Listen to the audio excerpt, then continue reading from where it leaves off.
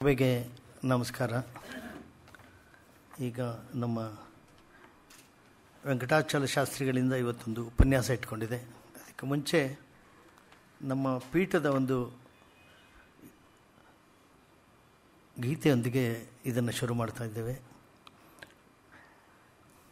ಹಸತೋ ಮಾ ಸದ್ಗಮಯ ತಮಸೋಮಾ ಜ್ಯೋತಿರ್ಗಮಯ ಮೃತ್ಯೋರ್ಮಾ ಮೃತಂಗಮಯ.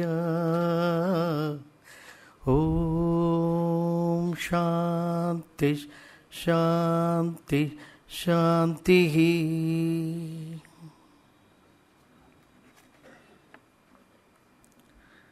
ಇಂದಿನ ಉಪನ್ಯಾಸಕರು ಡಾಕ್ಟರ್ ತೋಗೆರೆ ವೆಂಕಟಸುಬ್ಬ ಶಾಸ್ತ್ರಿ ವೆಂಕಟಾಚಲ ಶಾಸ್ತ್ರಿಗಳು. ಇವರು 26/8/1933 ಜನನ.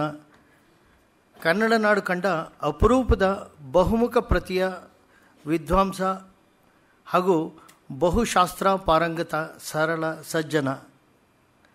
ತಾವೇ ಘನ ವಿದ್ವಾಂಸರಾದರೂ ಇತರ ವಿದ್ವಾಂಸರ ಬಗೆಗೆ ಅಪಾರ ಸದ್ಭಾವವುಳ್ಳವರು.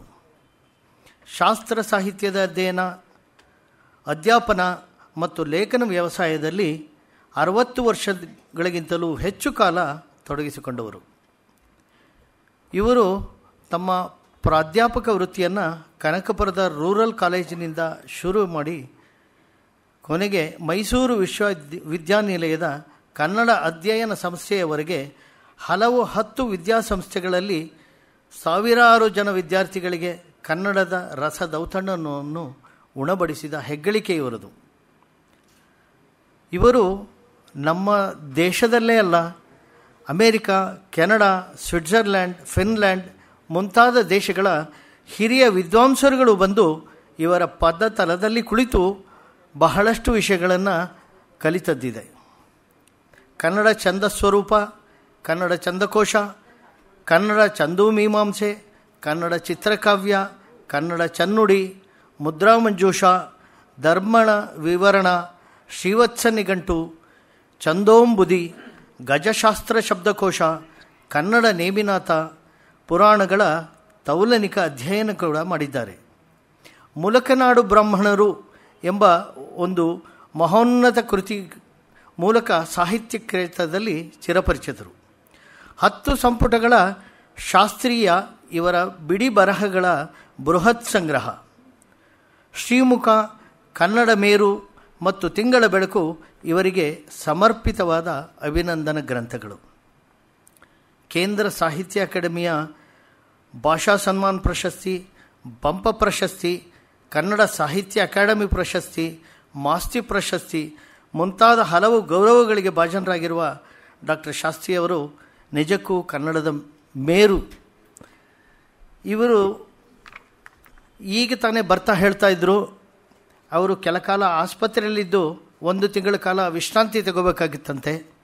ಆ ವಿಶ್ರಾಂತಿ ಕಾಲದಲ್ಲಿ ಸುಮ್ಮನೆ ಕೂತ್ಕೊಳ್ಳದೆ ಮಾಸ್ತಿಯವರ ಕಂಪ್ಲೀಟ್ ಅವ್ರು ಏನು ಬರೆದಿದ್ದಾರೆ ಎಲ್ಲ ಪುಸ್ತಕಗಳನ್ನ ನಾನು ಓದಿದೆ, ಭಾಳ ಸಂತೋಷ ಆಯಿತು ಅಂತ ಈಗ ತಾನೇ ಹೇಳ್ಕೊಂಡು ಬರ್ತಾಯಿದ್ರು.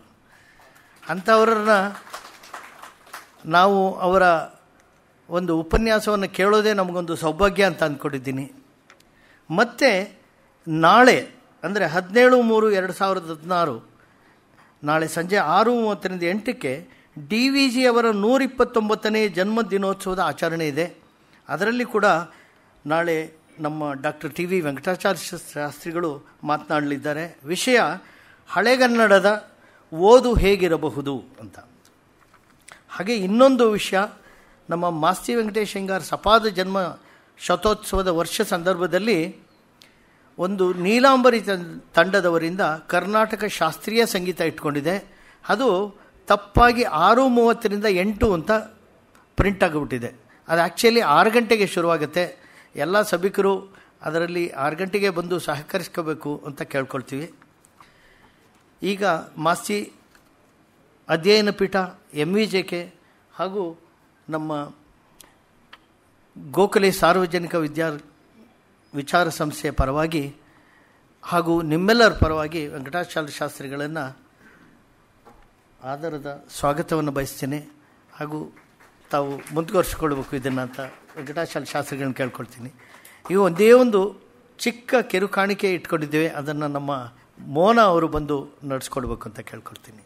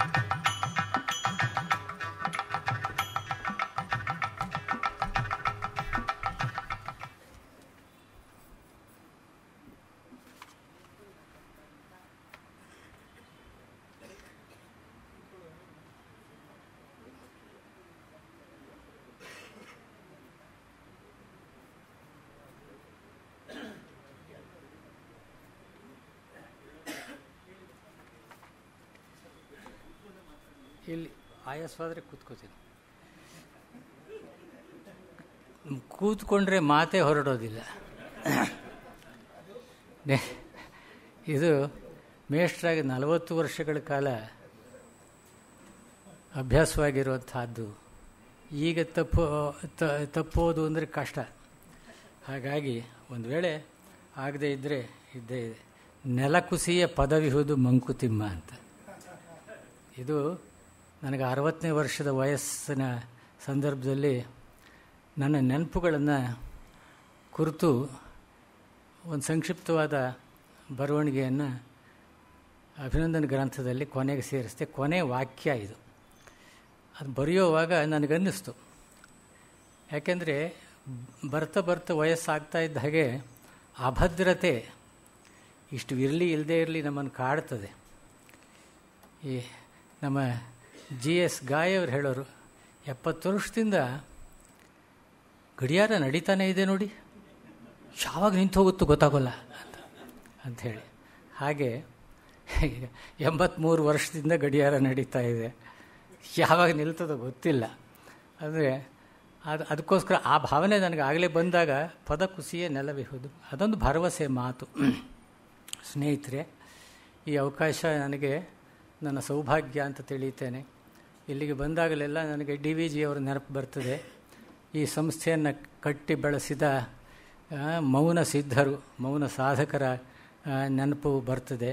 ಇಲ್ಲಿಯ ಶಿಸ್ತು, ಗಾಂಭೀರ್ಯ, ಪಾವಿತ್ರ್ಯ, ಮಹಾತ್ಮ್ಯ ಎಲ್ಲ ನೆನಪಿಗೆ ಬರ್ತದೆ. ಈ ಭಾವನೆ ಎಲ್ಲ ಸಭೆ ಸಮಾರಂಭಗಳಲ್ಲೂ ಇರ್ತದೆ ಅಂತ ನಾನು ಹೇಳಲಾರೆ. ನಾನು 100 ಸಭೆ ಸಮಾರಂಭಗಳಲ್ಲಿ ಭಾಗವಹಿಸಿದ್ದೇನೆ.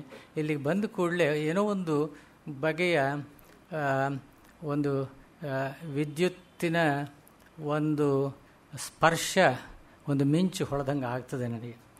ಈ ದಿವಸದ ಉಪನ್ಯಾಸಕ್ಕೆ ಅದು ಮಾಸ್ತಿ ಅಧ್ಯಯನ ಪೀಠ ಮತ್ತು ಮಾಸ್ತಿ ವೆಂಕಟೇಶ ಅಯ್ಯಂಗಾರ್ ಜೀವನ ಕಾರ್ಯಾಲಯ ಟ್ರಸ್ಟ್ ದತ್ತಿಯ ಆಶ್ರಯದಲ್ಲಿ ನಡೀತಾ ಇದೆ. ಮಾಸ್ತಿಯವರು ಅಪಾರ ವಾತ್ಸಲ್ಯ ನಿಧಿ. ಅವರ ವಾತ್ಸಲ್ಯದ ಹಸ್ತಸ್ಪರ್ಶವನ್ನು ನಾನು ಪಡೆದಿದ್ದೇನೆ. ನನ್ನ ಆರಂಭದ ಕೆಲವು ಬರವಣಿಗೆಗಳನ್ನು ಅವರು ಪ್ರೋತ್ಸಾಹಿಸಿದರು. ನನ್ನ ಹಾಗೆ 100 ಜನ ಹೊಸಬರನ್ನು ಅವರು ಜೀವನ ಕಾರ್ಯಾಲಯದ ಮೂಲಕವಾಗಿ, ಪತ್ರಿಕೆಯ ಮೂಲಕವಾಗಿ ಅವರು ಲೋಕಕ್ಕೆ ಪ್ರಕಟ ಮಾಡಿದರು. ಅವರಲ್ಲಿ ನಾನೂ ಒಬ್ಬ. ಈ ಸಂದರ್ಭದಲ್ಲಿ ಅವರು ಹೇಳಿದು, ಈಗ ನನಗೆ ಅನಾರೋಗ್ಯವಾಗಿದ್ದಾಗ ಶಸ್ತ್ರಚಿಕಿತ್ಸೆಗೆ ಒಳಗಾಗಿ 1 ತಿಂಗಳು ನನಗೇನೂ ಮಾಡೋಕ್ಕಾಗ್ತಿರಲಿಲ್ಲ. ಒಂದು ಬಾಕಿ ಇತ್ತು. ಮಾಸ್ತಿಯವರ ಸಣ್ಣ ಕಥೆಗಳನ್ನು ನಾನು ಸಮಗ್ರವಾಗಿ ಓದಿರಲಿಲ್ಲ, ಅಲ್ಲಲ್ಲಿ ಓದಿದ್ದೆ. 5 ಸಂಪುಟಗಳನ್ನು ನಾನು ನಿರಂತರವಾಗಿ ಓದಿದೆ. ಆಮೇಲೆ ಅವರು ಸಣ್ಣ ಕಥೆಗಳ ವಿಚಾರದಲ್ಲಿ ತುಂಬ ಪ್ರೀತಿ ಇರತಕ್ಕಂಥವರು, ಅದರಲ್ಲಿ ಹೆಸರು ಮಾಡಿದಂಥವರು. ಆಮೇಲೆ ಅವರ ಎಷ್ಟೋ ಸಣ್ಣ ಕಥೆಗಳಿಗೆ ನೈಜವಾದಂಥ ಘಟನೆಗಳು ಒಂದು ಪ್ರೇರಣೆ, ಒಂದು ಪ್ರಚೋದನೆಯನ್ನು ಕೊಟ್ಟಿದೆ ಅಂತ ಅವರೇ ಹೇಳಿಕೊಂಡಿದ್ದಾರೆ. ಅದು ನಾವು ಗಮನಿಸಬೇಕಾದಂಥ ಸಂಗತಿ. ಆದ್ದರಿಂದ ಈ ದಿವಸದ ಈ ಉಪನ್ಯಾಸಕ್ಕೆ ನಾನು ಈ ಹಳೆಯ ಕವಿಕಥೆಗಳು, ನಮ್ಮ ಕಾಲದ ಕೆಲವು ಹಳೆಯ ಕವಿಕಥೆಗಳು ಅಂತ ಅನ್ನೋದನ್ನು ನಾನು ಆಯ್ಕೆ ಮಾಡಿಕೊಂಡೆ. ಸುಮಾರು 100-150 ವರ್ಷಗಳ ಅಪ್ರಸಿದ್ಧವಾದ ಅಪ್ರಚುರವಾದ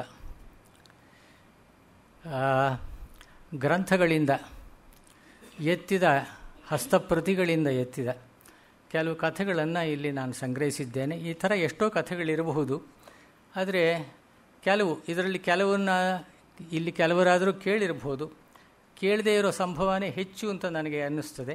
ಅಂಥ ಕೆಲವನ್ನು ಒಂದು ನೋಟದಲ್ಲಿ ನಾನು ತಮ್ಮ ಗಮನಕ್ಕೆ ನಾನು ತರ್ತೇನೆ.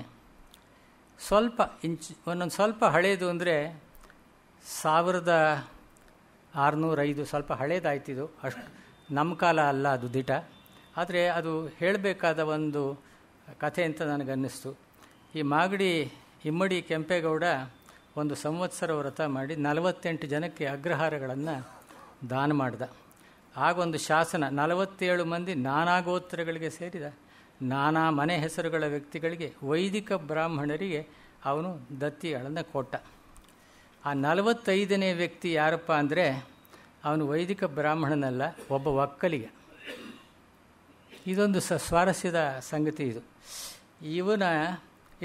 ಇವನ ವಂಶದವರು ಧರ್ಮವಿದರಾಗಿದ್ದರು, ಮಹಾವಿದ್ವಾಂಸನಾಗಿ ಆ ವಂಶದವನು ಶ್ರೀರಂಗಪಟ್ಟಣದ ರಾಜಸಭೆಯಲ್ಲಿ ತನ್ನ ಶಾಸ್ತ್ರಜ್ಞಾನದ ಪಾಂಡಿತ್ಯದಿಂದ ಜನರನ್ನು ಮೆಚ್ಚಿಸಿದ. ಅವನಿಗೆ ಕೆಂಪಾಪುರ ಅಗ್ರಹಾರದ ಮೆಚ್ಚಿಸಿದ ಅಂಥೇಳಿ ಆ ಕೆಂಪಾಪುರ ಅಗ್ರಹಾರ ದಾನಶಾಸನದಿಂದ ತಿಳಿಯುತ್ತೆ. ವೀರೇಶ ನಾಮಧೇಯಾಯ ವಿಷ್ಣುಪಾದೋದ್ಭವಾಯ ಚ ತುರೀಯ ಜಾತೀಯ ಧರ್ಮವಿದೇ ರಾಜಾ ಭುವಂ ದದೌ ವಂಶಸ್ತಥಾ ಬಭೂವೈಕಃ ತಾದೃಗ್ ದೇವಾರ್ಚನಾಪರಃ ಶ್ರೀರಂಗಪತ್ತನೆ ರಾಜ್ಞಾಂ ಅಗ್ರೇ ವಿದ್ವತ್ ಸಭಾಮುಖೇ ಯಡದ್ಗ್ರಾಮ ಬುಧೈಃ ಸಾಕಂ ಅನುವಾದ್ಯೈಕ ವತ್ಸರಂ ನಿರ್ಜಿತ್ಯ ನಿಬಿಡಂ ತೋಷಂ ಯಃ ಪ್ರಾಪ ಸಬುಧೋ ಧ್ರುವಂ. ದೇವಪೂಜಾ ನಿರತನಾಗಿದ್ದು ಶ್ರೀರಂಗಪಟ್ಟಣದಲ್ಲಿ ರಾಜರ ಸಮ್ಮುಖದಲ್ಲಿ ವಿದ್ವತ್ ಸಭೆಯಲ್ಲಿ 1 ವರ್ಷ ಕಾಲ ವಿದ್ವಾಂಸರೊಂದಿಗೆ ಶಾಸ್ತ್ರ ವಿಚಾರಗಳನ್ನು ಅನುವಾದ ಮಾಡಿ ಅವರನ್ನೆಲ್ಲ ಜಯಿಸಿ ಬಹುವಾಗಿ ಸಂತೋಷಿಸಿದ ಅವನೀಗ ನಿಜವಾದ ಪಂಡಿತ ಯಃ ಪ್ರಾಪ ಸಬುಧೋ ಧ್ರುವ. ಇದೊಂದು ಸ್ವಾರಸ್ಯವಾದ ಸಂಗತಿ. ವಿಚಾರ ಮಾಡಬೇಕು. ಈಗ ಜಾತ್ಯತೀತ ಧೋರಣೆಗಳಿರ್ತಕ್ಕಂಥ ಇವತ್ತಿನ ಚಿಂತಕರು ಗಮನಿಸಬೇಕಾದಂಥ ಸಂಗತಿ ಇಲ್ಲಿ ಇದೆ. ಮೊನ್ನೆ ಹೀಗೆ ಯಾವುದೋ ಒಂದು ಕಾರ್ಯಕ್ರಮಕ್ಕೆ ಹೋಗಿದ್ದೆ. ನಮ್ಮ CKN ರಾಜ ಅವ್ರ ಪರಿಚಯ ನಿಮಗೆಲ್ಲ ಇದೆ. ಆತ ಲಾ ಪ್ರೊಫೆಸರು, ಅವರು ವಿನೋದಿ. ಅವರು ಯಾರೋ ಅವರಿಗಿಂತ ಹಿಂದಿನ ಕೊರವಂಜಿಯ ಒಬ್ಬ ಲೇಖಕರು. ಅವರು ಹೇಳಿದರು ಅಂತ, ಚಿಕ್ಕದೇವರಾಜ ಒಡೆಯರ ಆಸ್ಥಾನ, ಆ ಆಸ್ಥಾನದಲ್ಲಿ ಚಿಕ್ಕದೇವರಾಜ ಭಿನ್ನಪ್ಪೋ ಏನೋ ದೊರೆ ಹೇಳ್ತಾ ಇದ್ದಾರೆ. ಸಿಂಗರಾರಿಯನೋ ತಿರುಮಲಾರಿಯನೋ ಅಲ್ಲಿ ಕೂತಿದ್ದಾರೆ. ಎಲ್ಲ ಇದು ನಾ ಬರೆದದ್ದು ದೊರೆ ತಂದು ಅಂತ ಓದಿಸ್ತಾ ಇದ್ದಾನಲ್ಲ ಹಾಗೆ ಅಂತ. ಅಲ್ಲಿ ಇವನು ಗೊಣಕ್ಕೋತಾ ಇದ್ದಾನೆ ಕವಿ, ನಾ ಬರೆದಿದ್ದು ಏನು ಕವಿ ನಾನೇ ಬರೆದದ್ದು ಅನ್ನೋ ಹಾಗೆ ದೊರೆ ಹೇಳ್ಕೋತಾ ಇದ್ದಾನಲ್ಲ ಅಂತ. ಹಾಗಂದಾಗ ಹಿಂದ್ಗಡೆ ಬುಸ್ಗುಟ್ಟೋ ಧ್ವನಿ ಕೇಳಿಸ್ತಂತೆ. ತಿರುಗಿ ನೋಡಿದ್ರೆ ಇಬ್ಬರು ಲಠಾಗಳು ಚೂರಿ ಹಿಡ್ಕೊಂಡು ನಿಂತಿದ್ರಂತೆ. ಇಲ್ಲ ದೊರೆಗಳು ಭಾಳ ಚೆನ್ನಾಗಿ ಬರೆದಿದ್ದಾರೆ ಹಾಗೆ ಅಂತ ತಕ್ಷಣವೇ ಅವ್ರು ಎಚ್ಚೆತ್ಕೊಂಡು ಅವರು ಸಿಂಗರಾರಿನೋ ತಿರುಮಲಾರಿನೋ ಹೇಳಿದ್ರು ಅಂತ ವಿನೋದಕ್ಕೆ ಮೊನ್ನೆ ಹೇಳ್ತಾ ಇದ್ರು. ಮುಂದಿನ ಇದು ನೋಡಿ, ಇದು ಬಹುಶಃ ಸದ್ಬೋಧ ಚಂದ್ರಿಕೆಯಲ್ಲಿ ಬಂದಿದ್ದು ಅಂತ ಕಾಣ್ತದೆ. ಇವೆಲ್ಲ ಈಗ ನೋಡೋಕ್ಕೂ ಸಿಕ್ಕೋದಿಲ್ಲ ಈ ಪತ್ರಿಕೆಗಳು. ಸುಮಾರು 180 ವರ್ಷದ ಹಿಂದೆ, ಸ್ವಲ್ಪ ನಮ್ಮ ಕಾಲಕ್ಕೆ ಬಂದ ಹಾಗೆ ಅಂತ ಇಟ್ಕೊಳ್ಳಿ. ರಾಮದಾಸರು ಅಂಥೇಳಿ ಕದರ ಮಂಡಲಿಗೆಯ ಹನುಮಪ್ಪನ ದಾಸರು, ಕಾಣ್ವ ಶಾಖೆಯ ಬ್ರಾಹ್ಮಣ. ಇದು ಹೇಳಿ ಆತ ಅವಧೂತರ ಹಾಗೆ ಇದ್ದರು ಹಾಗೆ ಅಂತ. ಅವಧೂತರ ಹಾಗೆ ಇದ್ದರು. ಹೊರಗಿನಿಂದ ನೋಡಿದ್ರೆ ಪಾಮರ ಮನುಷ್ಯ, ಹುಚ್ಚರ ಹಾಗೆ ಕಾಣಿಸ್ತಾ ಇದ್ದ. ಅವರನ್ನು ಬೆನ್ನಟ್ಕೊಂಡು ಹುಡುಗರು ಇವರೆಲ್ಲ ಹೋಗ್ತಾ ಇದ್ದರು. ಮೈಯೆಲ್ಲ ಹೊಲಸು, ಬಟ್ಟೆ ಹೊಲಸು, ಊಟ ಉಡುಗೆಯಲ್ಲಿ ವಿಧಿ ನಿಷೇಧ ಇಲ್ಲ. ಮನಸ್ಸಿಗೆ ಬಂದಾಗ ಉಣ್ತಿದ್ರು. ಖಾರ ತಿನ್ನುವುದಕ್ಕೆ ಮಿತಿಯೇ ಇಲ್ಲ. ದಿನಾಲೂ 1 ತೆಂಗಿನಕಾಯಷ್ಟು ಬೇಕಾಗುತ್ತಿತ್ತು ಖಾರ. ಅದನ್ನು ಗುಡಿ ಎದುರಿಗಿನ ಒಂದು ಬಂಡೆಗಲ್ಲಿನ ಮೇಲೆ ಅರೆದುಕೊಂಡು ಹೋಗುತ್ತಿದ್ದರು. ಹೀಗೆ ಖಾರವನ್ನು ಅರ್ದು ನೀಲಿಯ ವರಳಿನಂತೆ ತಗ್ಗಾದ ಅಕಲು ದಾಸರ ಸ್ಮಾರಕ ಎನ್ನುವ ಹಾಗೆ ಈಗಲೂ ಗುಡಿಯ ಮುಂದೆ ಇದೆ. ಇದು ಆಯಿತಾ. ಅವರಿಗೆ ಈ ಗಾಂಜಾ ಅಭ್ಯಾಸವೂ ಇತ್ತು. ಅದನ್ನು ಹೇಳ್ತಾರೆ. ಹೇಳಿ ಇಂಥ ಇವರ ವಿಚಾರಕ್ಕೆ ಬೇರೆ ಬೇರೆ ಕಡೆಯೂ ಹಬ್ಬಿತ್ತು ಇವರ ಪ್ರಸಿದ್ಧಿಯ ವಿಚಾರ. ವೆಂಕಟಾಚಾರ್ಯ ಅಂತನ್ನೋರೊಬ್ಬರು ದೊಡ್ಡ ವಿದ್ವಾಂಸರು ಕದರ ಮಂಡಲಿಗೆ ಬಂದರು. ಒಳ್ಳೆ ದಿಗ್ಧಂತಿ ಅಂತ ಹೆಸರಾಗಿದ್ದವರು. ಅವರಿಗೆ ಹೋದ ಕಡೆ ಶಾಸ್ತ್ರವಾದ ಮಾಡಿ ಜಯ ಸಂಪಾದನೆ ಮಾಡಬೇಕು, ಜಯಪತ್ರವನ್ನು ಸಂಗ್ರಹಿಸಬೇಕು ಅಂತ ಅನ್ನೋದಿದು. ಆಮೇಲೆ ವಿದ್ಯಾ ದದಾತಿ ವಿನಿಯಂ ಅಲ್ಲ, ವಿದ್ಯಾ ವಿವಾದಾಯ ಧನಂ ಮದಾಯ, ಅದು ಅವರ ಇದು. ವಿದ್ಯಾ ವಿವಾದಾಯ ಧನಂ ಮದಾಯ ಇದು. ರಾಮದಾಸರೆಂಬ ಮಹಾತ್ಮರೊಬ್ಬರು ಇಲ್ಲಿದ್ದಾರೆ ಅಂತ ನಾವು ಕೇಳಿದ್ದೀವಿ. ಅವರನ್ನು ಕೆಣಕಬೇಕು ಅಂತ ದುರಾಶೆ ಬಂತಂತೆ. ಆಮೇಲೆ ಬಂದವರು ಒಬ್ಬ ದೊಡ್ಡಾಚಾರ್ಯರ ಮನೇಲಿ ಇಳ್ಕೊಂಡ್ರು. ಶಿಷ್ಯ ಮಂಡಳಿ ಇತ್ತು. ಆಮೇಲೆ ಹೇಳಿ ಕಳಿಸಿದ್ರು ರಾಮದಾಸರಿಗೆ. ಅವರು ಗಾಂಜಾ ಹದ ಮಾಡ್ಕೋತಾ ತಂಬಾಕನ್ನು ಮಿದೀತಿದ್ರಂತೆ. ಹಾಗೆ ಬಂದುಬಿಟ್ರು. ಅವ್ರಿಗೆ ಆಚಾರ್ಯರ ಹೆದರಿಕೆ ಏನು ಬಂತು? ಆಚಾರ್ಯರಿಗೆ ನಮಸ್ಕಾರ ಚಮತ್ಕಾರ ಏನೂ ಮಾಡಲಿಲ್ಲ. ತಂಬಾಕು ಹದ ಮಾಡೋ ಕೆಲಸ ನಡೆದೇ ಇತ್ತು. ಆಮೇಲೆ ಇದೇನು ಈ ಶಪಚ ಮನುಷ್ಯನ ಜೊತೆಯಲ್ಲಿ ನಾನು ಮಾತಾಡಬೇಕೆ, ಏನೋ ಬಂದಿದ್ದಾನೆ, ಕರೆಸಿದ್ದೇನೆ ನಾನು, 4 ಮಾತು ಆಡಿಬಿಡೋಣ ಹಾಗೆ ಅಂಥೇಳಿ, ಏನು ದಾಸರೇ ಭಂಗಿ ತಗೋತೀರಾ ಅಂತ ಕೇಳಿದ್ರಂತೆ. ಭಂಗಿನೂ ತಗೋತೀವಿ, ನಿಮ್ಮ ತಂಗಿನೂ ತಗೋತೀವಿ ಅಂದ್ರಂತೆ.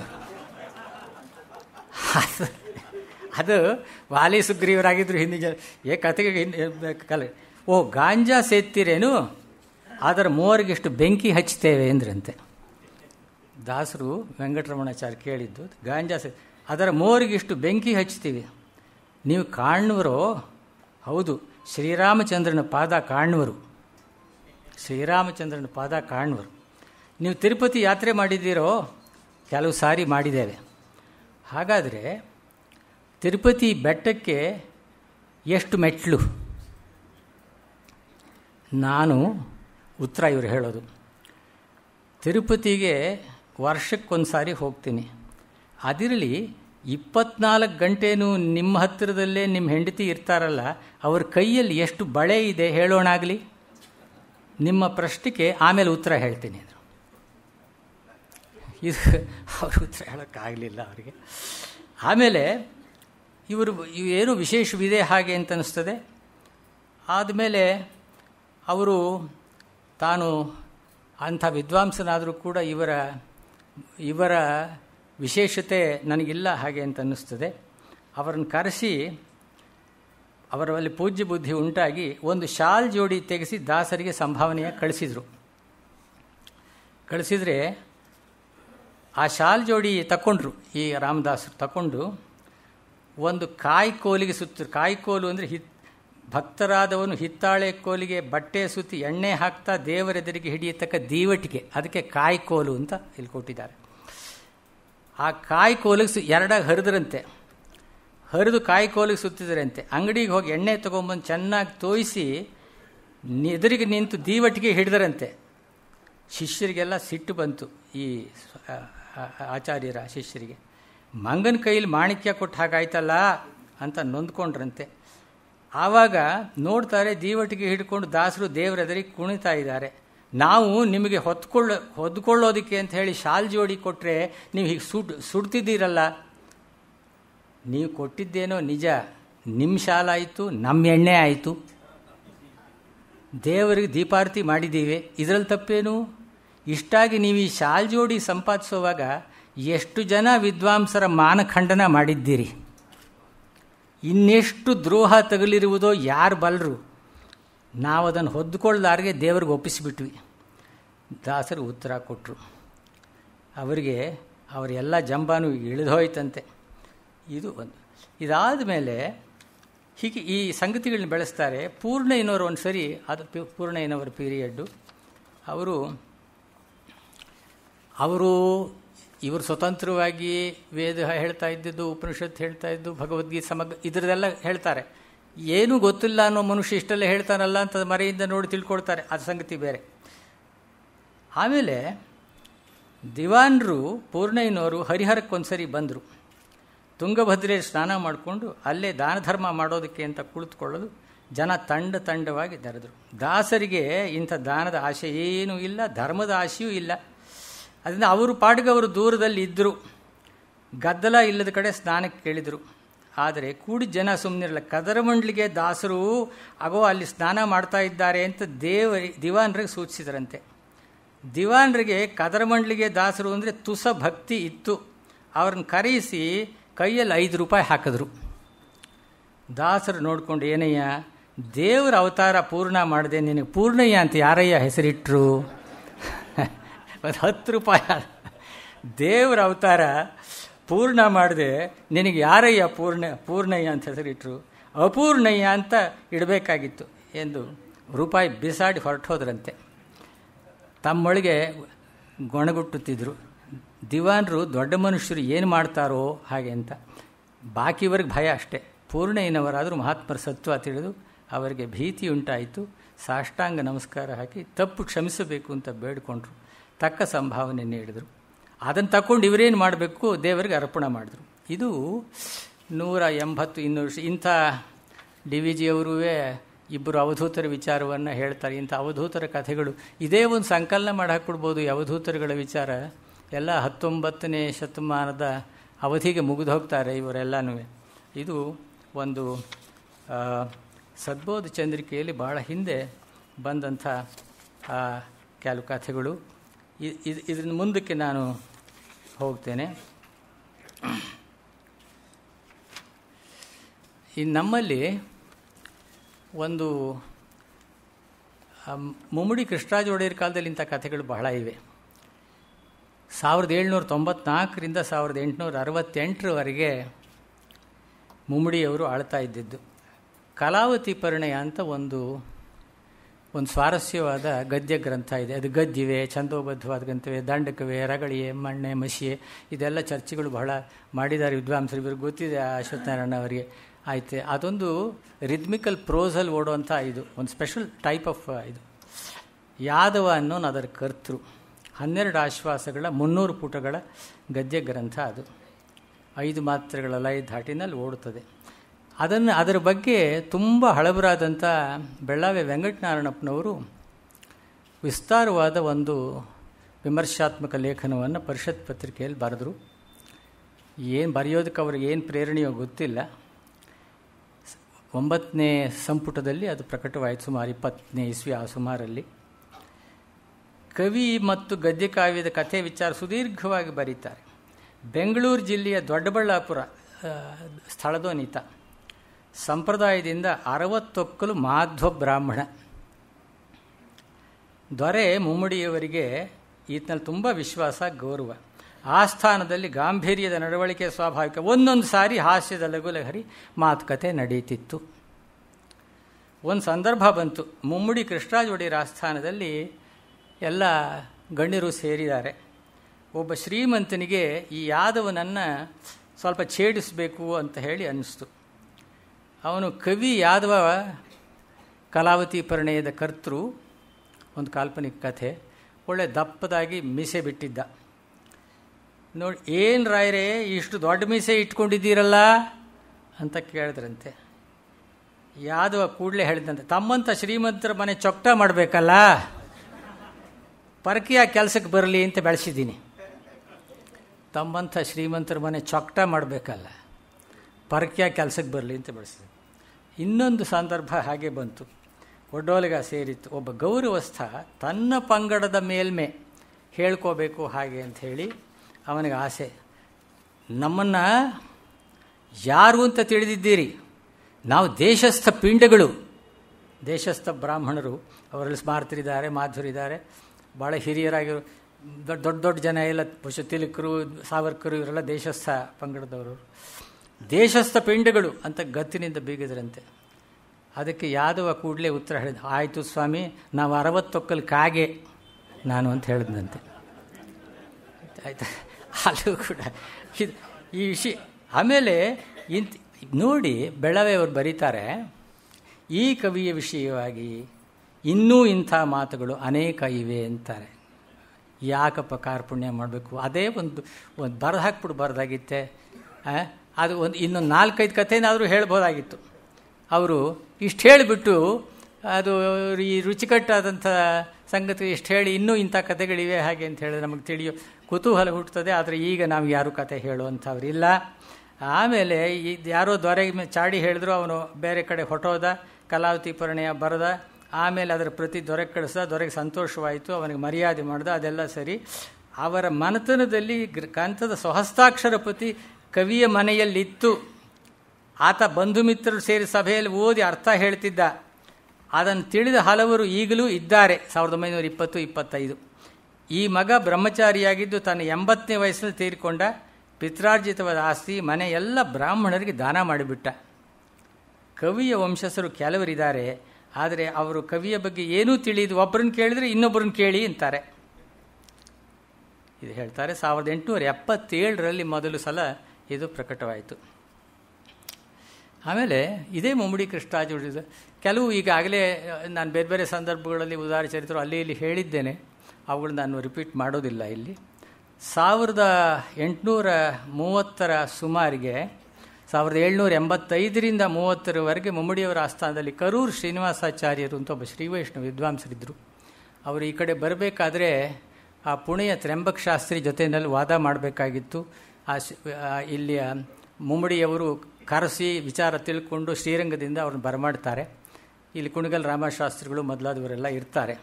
1830ರ ಸುಮಾರಿಗೇನೆ ಇವರು ಕೆಲವು ಪುಸ್ತಕಗಳನ್ನು ಬರೀತಾರೆ. ಮೇಲ್ಕೋಟೆ ದೇವಸ್ಥಾನದ ಅಮಲ್ದಾರರಿಗೆ 1813ರಲ್ಲಿ ಮುಮ್ಮಡಿಯವರೊಂದು ಕಾಗದ ಬರೆಸ್ತಾರೆ. ವೇದಮೂರ್ತಿ ಶ್ರೀನಿವಾಸಾಚಾರ್ಯರು ಹೆಂಗಸರು ಮಕ್ಕಳು ಸಹಿತ ವೈರಮುಡಿ ಉತ್ಸವಕ್ಕೆ ದೇವರ ದರ್ಶನಕ್ಕೆ ಬರ್ತಾರೆ. ಇವರಿಗೆ ಅನುಕೂಲವಾದ ಮನೆ ಬಿಡಿಸಿ 50 ಜನಕ್ಕೆ ತಕ್ಕ ಲವಾಜಮೆ, ಆಳುಗಳಿಗೆ ಅಕ್ಕಿ ಮತ್ತು ಕುದುರೆಗಳಿಗೆ ಹುಲ್ಲು ಹುರುಳಿ ಸಹ ಕ್ರಯ ಇಲ್ಲದೆ, ಸೌದೆ ಕುಂಬಾರನಗ, ಈ ಸೌದೆಗೆ ಅಡುಗಬ್ಬು ಅಂತ ಬಳಸ್ತಾರೆ, ಇಲ್ಲಿ ಬಳಸಿಲ್ಲ ಯಾಕೋ. ಕುಂಬಾರನಗ ಮಡಕೆ ಅಂತ ಹೇಳೋಲ್ಲ, ಅದು ಅಪಶಬ್ದ ಆಗ್ತದೆ, ಅಮಂಗಳವಾಗ್ತದೆ. ಕುಂಬಾರನಗ ಆಭರಣ. ಆಮೇಲೆ ಅಡುಗಬ್ಬು, ಅಡುಗೆ ಕಬ್ಬು. ಸೌದೆ ಅಂದರೆ ಅದು ಇನ್ನೇನೇನೋ ಎಲ್ಲಿಗೂ ತಗೊಂಡೋಗ್ಬಿಡುತ್ತೆ. ಅದು ಅಂಥ ಯೋಚನೆಗಳು ಬರಲೇಬಾರ್ದು ಹಾಗೆ ಅಂತ ಹೇಳಿ. ಕಳ್ಳಕಾಕರ ತೊಂದರೆ ಇಲ್ಲದೆ ಖಬರದಾರಿಯಿಂದ ಇದ್ದು ರಹದಾರಿ ಕೊಟ್ಟು ವಾಪಸ್ಸು ಕಳಿಸುವುದು. ದೇವಸ್ಥಾನದಲ್ಲಿ ಆಚಾರ್ಯ ಪುರುಷ ಕಟ್ಲೆ ಮೇರೆಗೆ ಮರ್ಯಾದೆ ಸಹ ಕ್ರಮವಾಗಿ ನಡೆಸೋದು. ಅವರು ವೈರಮುಡಿ ಉತ್ಸವ ಮುಗಿಸ್ಕೊಂಡು ಬರೋಷ್ಟರೊಳಗೆ ಇಲ್ಲೊಂದು ಮನೆ ಮಾಡಿಕೊಡ್ತೀವಿ ಅಂತ ದೊರೆಗಳು ಹೇಳಿರ್ತಾರೆ. ಆ ಸಂಬಂಧದಲ್ಲಿ ಮನೆ ಆಗಿರೋಲ್ಲ. 24/3/1813ರಲ್ಲಿ ದೊರೆ ಒಂದು ನಿರೂಪ ಕಳಿಸ್ತಾರೆ. ಮನೆ ತಪ್ಪಿ ಹೋದ ಪ್ರಯುಕ್ತ ಆಚಾರ್ಯರಿಗೆ ವ್ಯಾಕುಲವಾಗಿರಬೇಕು. ಏನು ವಿನಯ! ದೊರೆ ಬ್ರಾಹ್ಮಣರನ್ನು ಗೌರವಿಸೋದು, ಅವರ ವಿದ್ವತ್ತನ್ನು ಪೋಷಿಸೋದು ಎಷ್ಟರ ಮಟ್ಟಿಗೆ ಅಂದರೆ ಆಚಾರ್ಯರಿಗೆ ವ್ಯಾಕುಲವಾಗಿರಬೇಕು. ಆದರೆ ನನ್ನಿಂದ ಆದುದಲ್ಲ. ನಾಳೆ ದೊಡ್ಡ ಮನೆ ಬಿಡಿಸಿಕೊಡುವಂತೆ ನಿರೂಪ ತೆಗೆದುಕೊಂಡು ಗುಂಡಯ್ಯ ಬರುತ್ತಾನೆ. ಆ ಗುಂಡಯ್ಯ ಅವರಿಗೆ ಗೊತ್ತಿರಬೇಕು, ನಮಗೇನು ಗೊತ್ತಾಗೋ ಹಾಗಿಲ್ಲ. ಆಗ ನಿಮ್ಮ ಇಬ್ಬರಿಗೂ ಗೊತ್ತಾಗುತ್ತೆ. ಆದ್ದರಿಂದ ಅವರ ಮನಸ್ಸಿಗೆ ಬೇಸರ ಆಗದ ರೀತಿಗೆ ಹೇಗೋ ಹಾಗೆ ತಿಳಿಸಿ ಮನಸ್ಸಂತೋಷಪಡಿಸಿ ಆ ವಿದ್ಯಮಾನಕ್ಕೆ ಬರೆದು ಕಳುಹಿಸುವುದು. ನೋಡಿ, ಇವರು ಕೂಡ ಕಮಾಂಡ್ ಮಾಡೋರು ಅಂತ ಕಾಣುತ್ತೆ. ವಿದ್ವಾಂಸರುಗಳು ಕೂಡ ಏನು ನಮ್ಮ ವಿದ್ವತ್ತು ಬೇಕು ಅಂತಂತೀರಿ, ನಾವು ಅದು ಇಲ್ಲಿ ವಾದಕ್ಕೆ ಮತ್ತು ಇದಕ್ಕೆಲ್ಲ ಬೇಕು ಅಂತಂತೀರಿ, ನಮ್ಮನ್ನು ಸರಿಯಾಗಿ ನೋಡ್ಕೊಳ್ಳೋದೇ ಇಲ್ಲ, ನಮಗೆ ಟ್ರೀಟ್ಮೆಂಟ್ ಸರಿಯಾಗಿಲ್ಲ ನಿಮ್ಮದು ಹಾಗೆ ಅಂತ ಅನ್ನಿಸ್ಬೋದು. ಆಚಾರ್ಯರು ಆಮೇಲೆ ನೋಡಿ, ತಮಗೆ ತಮ್ಮ ಕುಟುಂಬದವರಿಗೆ ದೇಹಸ್ಥಿತಿ ಉತ್ತಮವಾಗಿಲ್ಲ ಅಂತ ಒಂದು ಕಾಗದ ಬರೆಸ್ತಾರೆ ಒಂದು ಸಾರಿ. 10/9/1819, 200 ವರ್ಷದ ಹಿಂದೆ. ಅದಕ್ಕೆ ಅವರು ಬರೀತಾರೆ, ದೊರೆ ತಮಗೆ ಮಾಡಿಸಿರುವಂಥ ಅನ್ನಸ್ಥಿತಿಯಲ್ಲಿ ಬಹಳ ಜನ ಬ್ರಾಹ್ಮಣರಿಗೆ ನಿಯಾಮಕ ಮಾಡಿ ಅನ್ನಸ್ಥಿತಿ ಮಾಡಿಕೊಟ್ಟು ಸಂರಕ್ಷಣೆ ಮಾಡುತ್ತಿದ್ದೀರಾದ್ದರಿಂದಲೂ ಇದರ ಮೇಲೆ ಸಾತ್ವಿಕ ಪ್ರವೃತ್ತಿಯು ಆರ್ಥ ಹೃದಯರೂ ಆದುದರಿಂದ ತಮಗೆ ಯಾವ ಒಂದು ಗ್ರಹಚಾರವೂ ತಟ್ಟತಕ್ಕದ್ದಲ್ಲ.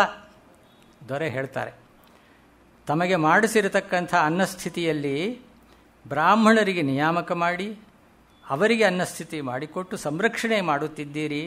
ಇದರ ಮೇಲೆ ಸಾತ್ವಿಕ ಪ್ರವೃತ್ತಿಯು ಆತ್ಮಹೃದಯವೂ ಆದುದರಿಂದ ತಮಗೆ ಒಂದು ಗ್ರಹಚಾರ ಸರ್ವವೂ ಶುಭಪ್ರದವೇ ದೇವರು ಮಾಡಿಸಿ ಕ್ಷಿಪ್ರ ಆರೋಗ್ಯವಾಗುವುದರಲ್ಲಿ ಅಂತರವೇನಿದೆ? ಅದೇ ಪ್ರಕಾರ ಸ್ಥಿರವಾರದಲ್ಲಿ ಜಯತಿಥಿಯಲ್ಲಿ ದೇಹಾರೋಗ್ಯ ನೋಡಿಕೊಂಡು ಬರುವಂತೆ ಮಾಡುವುದು. 26ನೇ ಇಸ್ವಿ ಒಳಗೆ ಎಷ್ಟು ಆರ್ದ್ರ ಹೃದಯ ಅಂತನ್ನೋದು. ಈಗ ಇವರಿಗೆ ಹುಷಾರಿಲ್ಲ ಅಂತ ಈ ಕರೂರು ಶ್ರೀನಿವಾಸಾಚಾರ್ಯ ಈ ಪುಸ್ತಕ 43ನೇ ಇಸ್ವಿಯಲ್ಲಿ ಪರಕಾಲ ಮಠದವರು ಒಬ್ರು ಯಾರೋ ಹಾಕಿದ್ದಾರೆ, ಮೇಲ್ಕೋಟೆಯ ಇದರಲ್ಲಿ ಬರ್ತದೆ.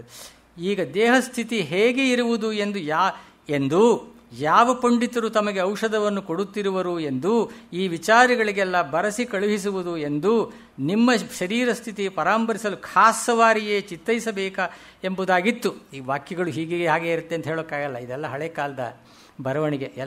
ಗದ್ಯ ಇನ್ನೂ ಒಂದು ಫಾರ್ಮಿಗೆ ಬಂದಿರಲಿಲ್ಲ ಆವಾಗ, ಆಮೇಲೆ ಬಂದಿದ್ದದು. ಅದೇನಿದ್ರೂ MS ಪುಟ್ಟಣ್ಣ ಮೊದಲಾದವರ ಪ್ರಯತ್ನಗಳಿಂದ ಅದು ಒಂದು ಶೇಪ್ ಬಂತದು. ಆಯಿತಾ? ಇಷ್ಟರಲ್ಲೇ ಮಾತೃಶ್ರೀ ನಂಜಮ್ಮ ಹೆತ್ತಮ್ಮನವರ ಪ್ರಯುಕ್ತ ದಶರಾತ್ರಾಶೌಚ ಪ್ರಾಪ್ತಿಯಾದ್ದರಿಂದ ಆಶೌಚ ನಿವೃತ್ತಿ ಮಾಡಿಕೊಂಡು ಒಂದಾವೃತ್ತಿ ಅಲ್ಲಿಗೆ ಸವಾರಿ ಚಿತ್ತೈಸಿ ಪರಾಂಬರಿಕೆ ತೆಗೆದುಕೊಳ್ಳಲಾದೀತು. ನಮ್ಮ ಅಮ್ಮ ಹೋಗಿಬಿಟ್ಟಿದ್ದಾರೆ, ಅದರಿಂದಾಗಿ ನಿಮ್ಮ ದೇಹ ಸ್ಥಿತಿ ವಿಚಾರಿಸೋಕೆ ನೀವಿದ್ದ ಕಡೆಗೆ ನನಗೆ ಬರೋದಕ್ಕೆ ಆಗ್ತಾ ಇಲ್ಲ. ಈ ಬಗ್ಗೆ ಇಷ್ಟರಲ್ಲೇ ಒಂದಾವೃತ್ತಿ ಇಲ್ಲಿಗೆ ನೀವು ಬಂದು ಹುಜೂರಲ್ಲಿ ಭೇಟಿ ಮಾಡಿಕೊಳ್ಳಬೇಕೆಂಬುದಾಗಿ ನೀವು ಕೆಲಸವಿಲ್ಲ, ನೀವೇ ಬರೋಕ್ಕೆ ಹೋಗಬೇಡಿ. ಸದ್ಯದಲ್ಲಿ ಪಂಡಿತರು ಹೇಳಿದ ಮೇಲೆ ಇದ್ದು ಆರೋಗ್ಯವನ್ನು ಉಂಟು ಮಾಡಿಕೊಳ್ಳುವುದು, ಇದರ ಮೇಲೆ ತಾವು ದೊಡ್ಡವರಾಗಿ ಯೋಗ್ಯರಾದುದರಿಂದ ನಿಮ್ಮಂಥವರಿಗೆ ಏನು ಉಪದ್ರವ ಬಂದಾಗ್ಯೂ ಶೀಘ್ರದಲ್ಲಿ ಪರಿಹಾರವಾಗಿ ಆರೋಗ್ಯವಾಗುತ್ತದೆಯೇ ಹೊರತು ಮತ್ತೇನೂ ಮಾಡಲಾರದು. ಇದು ಇಷ್ಟು ಹೇಳಿ, ಅದು ಏನು ಆ ಇಂಟಿಮೆಸಿ ಇದೆಯಲ್ಲ, ದೊಡ್ಡ ನಾನು ದೊರೆ, ಈತ ನಾನು ಜಮೀನು ಉಂಬಳಿ ಹಾಕಿಸ್ಕೊಟ್ರೆ ಕೊಡ್ಬೋದು, ಸಂಬಳ ಕೊಟ್ಟರೆ ಕೊಡ್ಬೋದು, ಇವರು ನನ್ನ ಋಣದಲ್ಲಿದ್ದಾರೆ, ಈ ಥರ ಏನೂ ಇಲ್ಲ, ಆ ಭಾವನೆಯೇ ಇಲ್ಲ ಅಂತ ಅನ್ನೋದು ಇದು ಗೊತ್ತಾಗ್ತದೆ. ಇಲ್ಲಿ ಈಗ ಮುಂದಿನ ಇದಕ್ಕೆ ಹೋಗ್ತೀನಿ. ಕೆಲವು ಕಾಲ ಈ ನಾನು ಹಿಂದೆ ಇಲ್ಲೇ ವೇದಿಕೆ ಮೇಲೆ ಹೇಳಿದ್ದೀನಿ, ಚಾಮರಾಜನಗರದ ವೆಂಕಟರಮಣ ಶಾಸ್ತ್ರಿ ಅನ್ನೋರು ಕಾದಂಬರಿ ಸಂಗ್ರಹ ಅನ್ನೋ ಒಂದು ಪತ್ರಿಕೆಯನ್ನು 1915ನೇ ಇಸ್ವಿಯಿಂದ ಹೊರಡಿಸ್ತಾ ಇದ್ರು. SG ಶಾಸ್ತ್ರಿಗಳ ಬಂಧುಗಳವರೆಲ್ಲನೂ. SG ಶಾಸ್ತ್ರಿಗಳು ಯಾವುದು ಸೋಪ್ಸ್ ಆ್ಯಂಡ್ ಡಿಟರ್ಜೆಂಟ್ಸ್, ಆವಾಗ ಮೈಸೂರು ಸ್ಯಾಂಡಲ್ ಫ್ಯಾಕ್ಟ್ರಿ ಅಂತಿತ್ತಲ್ಲ, ಅದರದ್ದು ಅಡ್ವರ್ಟೈಸ್ಮೆಂಟ್ ಸ್ವಲ್ಪ ಕೊಡೋರು. ಅದು ಭಾಳ ದಾರದ ಕಾಗದದಲ್ಲಿ ಹೀಗೆ ಮುಟ್ಟಿದ್ರೆ ಮುರಿದು ಹೋಗೋದು. ಅಂಥ ಕಾಗದದಲ್ಲಿ ಪಾಪ ಪ್ರಿಂಟ್ ಮಾಡಿಸೋದು ಕಷ್ಟ ಆಗ್ತಾಯಿದ್ರು. ಮನೆಗೂ ಹೋಗಿ ಅವರು ಚಂದ ಕೇಳಿ ತಗೊಳ್ಳೋರವರು. ಅವರು ಕಾದಂಬರಿ ಸಂಗ್ರಹ ಅಂತ ಪತ್ರಿಕೆ ಹೆಸರು, ಕೋಸಂಬರಿ ಶಾಸ್ತ್ರಿ ಬಂದ ಅಂತ ಅಪಹಾಸ್ಯ ಮಾಡೋದಂತೆ. ಬಹಳ ಪರದಾಟವಾಗಿದ್ದಾರೆ. ಅವ್ರು ಹೇಳ್ಕೊಂಡಿದ್ದಾರೆ ತನ್ನ ಇದನ್ನು ಎಷ್ಟು ಕಷ್ಟಪಟ್ಟಿದ್ದಾನೆ ಈ ಪತ್ರಿಕೆ. ಸುಮಾರು ವರ್ಷ ಅದು ಬಂತದು, ಒಂದು 20-30 ವರ್ಷ ಬಂತು ಅಂತ ಕಾಣ್ತದೆ ಅದು. ಅವರು ಅದರಲ್ಲಿ ಅನೇಕ ವಿಷಯಗಳು ಬರ್ತವೆ. ಅನೇಕ ಹಿರಿಯರ ಸೋಸಲೆ ಅಯ್ಯ ಶಾಸ್ತ್ರಿಗಳ ಹಿರಿಯರಾದಂಥ, ಈಗ ಚಾಮರಾಜನಗರ ಶ್ರೀಕಂಠ ಶಾಸ್ತ್ರಿ, ರಾಮಶಾಸ್ತ್ರಿ, ಅತ್ತಿಗುಪ್ಪೆ ಕೃಷ್ಣಾಸ್ತ್ರಿ, ಸೋಸಲೆ ಗರಳಪುರ ಶಾಸ್ತ್ರಿ, ಅಂಬಳೆ ಅಣ್ಣಯ್ಯ ಪಂಡಿತರು, ಅವರು ಹೇಳಲಿಲ್ಲ ಅಂದರೆ ಈಗ ಇವರ ವಿಚಾರವಾಗಿ ತಿಳಿಯೋದಕ್ಕೆ ನಮಗಾಗಲಿ ನಿಮಗಾಗಲಿ ಏನೂ ಮಾಹಿತಿ ಇರ್ತಾ ಇರಲಿಲ್ಲ. ಅದನ್ನು ಸೋಸಲೆ ಅಯ್ಯ ಶಾಸ್ತ್ರಿಗಳು 19ನೇ ಶತಮಾನದ ಮಧ್ಯಭಾಗದಲ್ಲಿ ಹುಟ್ಟಿದ ಮನುಷ್ಯ ಆತನ್ನು ಹಿಡಿದು ಅವರಿಂದ ವಿಷಯಗಳನ್ನು ತಗೊಂಡು ಇವರು ಅದನ್ನು ಹೇಳಿದ್ದಾರೆ. ಒಂದು ಸಾರಿ ಮುಮ್ಮಡಿಯವರ ಸವಾರಿ ಚಾಮರಾಜನಗರಕ್ಕೆ ಬಂತು. ಚಾಮರಾಜನಗರದಲ್ಲಿ ಖಾಲಿ ಇದ್ದಂಥ ಒಂದು ಜಾಗವನ್ನು ಆ ದೇವಸ್ಥಾನದಲ್ಲಿ ಧರ್ಮಾಧ್ಯಯನದ ಕೆಲಸ, ಪಂಚಾಂಗ ಓದೋದು ಅಥವಾ ಒಂದು ಪುರಾಣ ಶ್ರವಣ ಮಾಡೋದೋ ಏನೋ ಮಾಡ್ತಾಯಿದ್ರು. ಮುಮ್ಮಡಿಯವರ ಸವಾರಿ ಚಾಮರಾಜನಗರಕ್ಕೆ ಬಂತು. ಜೊತೆಯಲ್ಲಿ ಭಾಗವತ್ ಸುಬ್ರಾಯರಿದ್ದರು. ಇವ್ರ ಬಗ್ಗೆ ಪ್ರತ್ಯೇಕವಾದ ವಿಸ್ತಾರವಾದ ಲೇಖನ ನಾನು ಬರೆದಿದ್ದೇನೆ. ಪುಣ್ಯಾತ್ಮ ದೊರೆಗಳು ಸಂಸ್ಕೃತವನ್ನು ಓದುವ ವಿದ್ಯಾರ್ಥಿಗಳನ್ನೆಲ್ಲ ಬರಮಾಡಿ ತಾವೇ ಪರೀಕ್ಷೆ ಮಾಡಿ ಬಹುಮಾನ ಕೊಟ್ಟರು. ಸುಬ್ರಾಯರು ದೊರೆಗಳನ್ನು ಉದ್ದೇಶಿಸಿ, ಮಹಾಸ್ವಾಮಿ ವೆಂಕಟರಮಣ ಶಾಸ್ತ್ರಿ, ಈ ವೆಂಕಟರಮಣ ಶಾಸ್ತ್ರಿ ಅನ್ನೋರು ಚಾಮರಾಜನಗರದ ಶ್ರೀಕಂಠ ಶಾಸ್ತ್ರಿಗಳ ತಂದೆ. ಚಾಮರಾಜನಗರ ಶ್ರೀಕಂಠ ಶಾಸ್ತ್ರಿಗಳು 1833ರಲ್ಲಿ ಹುಟ್ಟಿದ್ರು. 1833ರಲ್ಲಿ ಶ್ರೀಕಂಠ ಶಾಸ್ತ್ರಿ ಹುಟ್ಟರು. ಅವರ ಅಪ್ಪ ವೆಂಕಟರಮಣ ಶಾಸ್ತ್ರಿ. ಶ್ರೀಕಂಠ ಶಾಸ್ತ್ರಿಗಳಿಗೆ 8 ವರ್ಷದ ಒಬ್ಬ ಹೆಣ್ಣು ಮಗಳಿದ್ದಾಳೆ. 8 ವರ್ಷದ ಹೆಣ್ಣು ಮಗಳಿದ್ದಾಳೆ. ಆಕೆಗೆ 3 ಕಾಂಡ ಅಮರ, ರಘುವಂಶದಲ್ಲಿ 2 ಸರ್ಗ ವಾಚೋವಿಧೇಯವಾಗಿ ಬರುತ್ತದೆ. 8 ವರ್ಷದ ಹುಡುಗಿ, ತ್ರಿಕಾಂಡ ಅಮರ ಬರುತ್ತಂತೆ ಬಾಯ್ಪಾಠ, 2 ಸರ್ಗ ರಘುವಂಶ ಬರುತ್ತಂತೆ ಅಂತ ಅರಿಕೆ ಮಾಡಿದರು. ಅದು ದೊಡ್ಡ ವಿಚಾರ ಅಲ್ವೇ? ಪ್ರತಿಭೆ. ಕೂಡಲೇ ದೊರೆಗಳು ಆ ಬಾಲಿಕೆಯನ್ನು ಕರೆಸಿಕೊಂಡು ಪರೀಕ್ಷಿಸಲೆಂದು ಅಮರಕೋಶ ಅದನ್ನು ಬರಮಾಡಿಕೊಂಡ್ರು. ಅಮರಕೋಶದ ನಾನಾರ್ಥ ವರ್ಗ, ಅವ್ಯಯ ವರ್ಗಗಳ ಭಾಗಗಳಲ್ಲಿ ಕೆಲವು ಪ್ರಶ್ನೆಗಳನ್ನು ಹಾಕಿದರು. ನಾನಾರ್ಥ ವರ್ಗ ಅದೇ ಕೊನೆಯದ ಇದು. ಆಮೇಲೆ ಅವ್ಯಯ ವರ್ಗಗಳ ಭಾಗ ಕೆಲವು ಪ್ರಶ್ನೆ. ತಪ್ಪಿಲ್ಲದೆ ಅವಳು ಎಲ್ಲಕ್ಕೂ ಉತ್ತರ ಹೇಳಿದಳು. ಎಲ್ಲ ಅಭ್ಯಾಸ ಆಗಿತ್ತು. ದೊರೆಗಳು ಸಂತೋಷಗೊಂಡು ನಿನಗೇನು ಬೇಕೋ ಕೇಳು ಅಂದರು. ಆ ಹುಡುಗಿ ನೋಡ್ತು, ದೊರೆಗಳ ಎದುರಿನಲ್ಲಿ ಕಾಣಿಕೆಯಾಗಿ ನಜರಿಯಾಗಿ ಒಪ್ಪಿಸಿದ್ದು ಕರ್ಬೂಜದ ಹಣ್ಣು, ಆಮೇಲೆ ಕಲ್ಸಕ್ಕರೆ ಅದೆಲ್ಲ ಇಟ್ಟಿದ್ರು. ನನಗೆ ಕಲ್ಸಕ್ಕರೆ ಕರ್ಬೂಜದ ಹಣ್ಣು ಬೇಕು ಅಂತ ಕೇಳಿದ್ರು. ತಗೊಂಡು ಹೋಗು ಅಂದರು ಅವರು.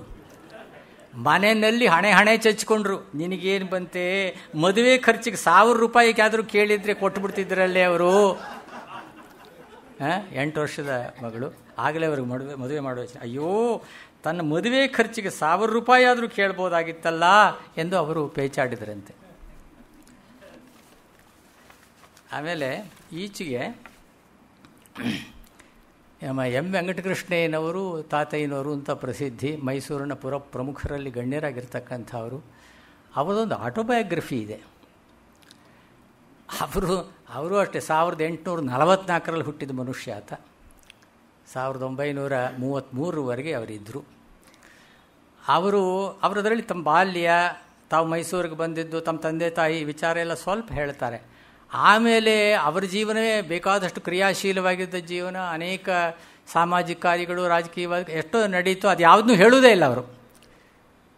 ಮೈಸೂರು ಸಂಸ್ಥಾನಕ್ಕೆ ವಿದ್ಯುತ್ ಹೇಗೆ ಬಂತು, ಏನು ಎತ್ತ, ಈ ಕತೆ, ನಾಗರಿಕತೆ ಹೇಗೆ ಬೆಳೀತು, ಈ ಸಮಾಚಾರ ಏನೇನು ಲೋಕೋಪಯೋಗಿಯಾದ ಅನೇಕ ಸಂಗತಿಗಳು ಹೇಳ್ತಾರೆ. ಅದ್ರ ಕರೆಯೋದೇನೆಂದರೆ ವೆಂಕಟಕೃಷ್ಣಯ್ಯನವರ ಜೀವಮಾನ ಚರಿತ್ರೆ ಅಂತ ಅಲ್ಲಿದೆ. ಅದು ಅಷ್ಟೊತ್ತಿಗೆ ವಿಶ್ವವಿದ್ಯಾನಿಲಯ ಸ್ಥಾಪನೆ ಆಗಿತ್ತು. ಅದು ಈಗ ನೋಡಿ, ಚಾಮರಾಜೇಂದ್ರ ಒಡೆಯರು, ಮುಮ್ಮಡಿ ಕೃಷ್ಣರಾಜ ಒಡೆಯರು ದತ್ತು ಮಗ ಚಾಮರಾಜೇಂದ್ರ ಒಡೆಯರು.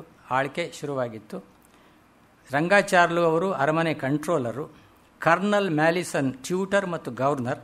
ಜಯರಾಮರಾಯರೆಂಬುವರು ಪಾಠಕರು, ಅಂದರೆ ಉಪಾಧ್ಯಾಯರಾಗಿದ್ದರು.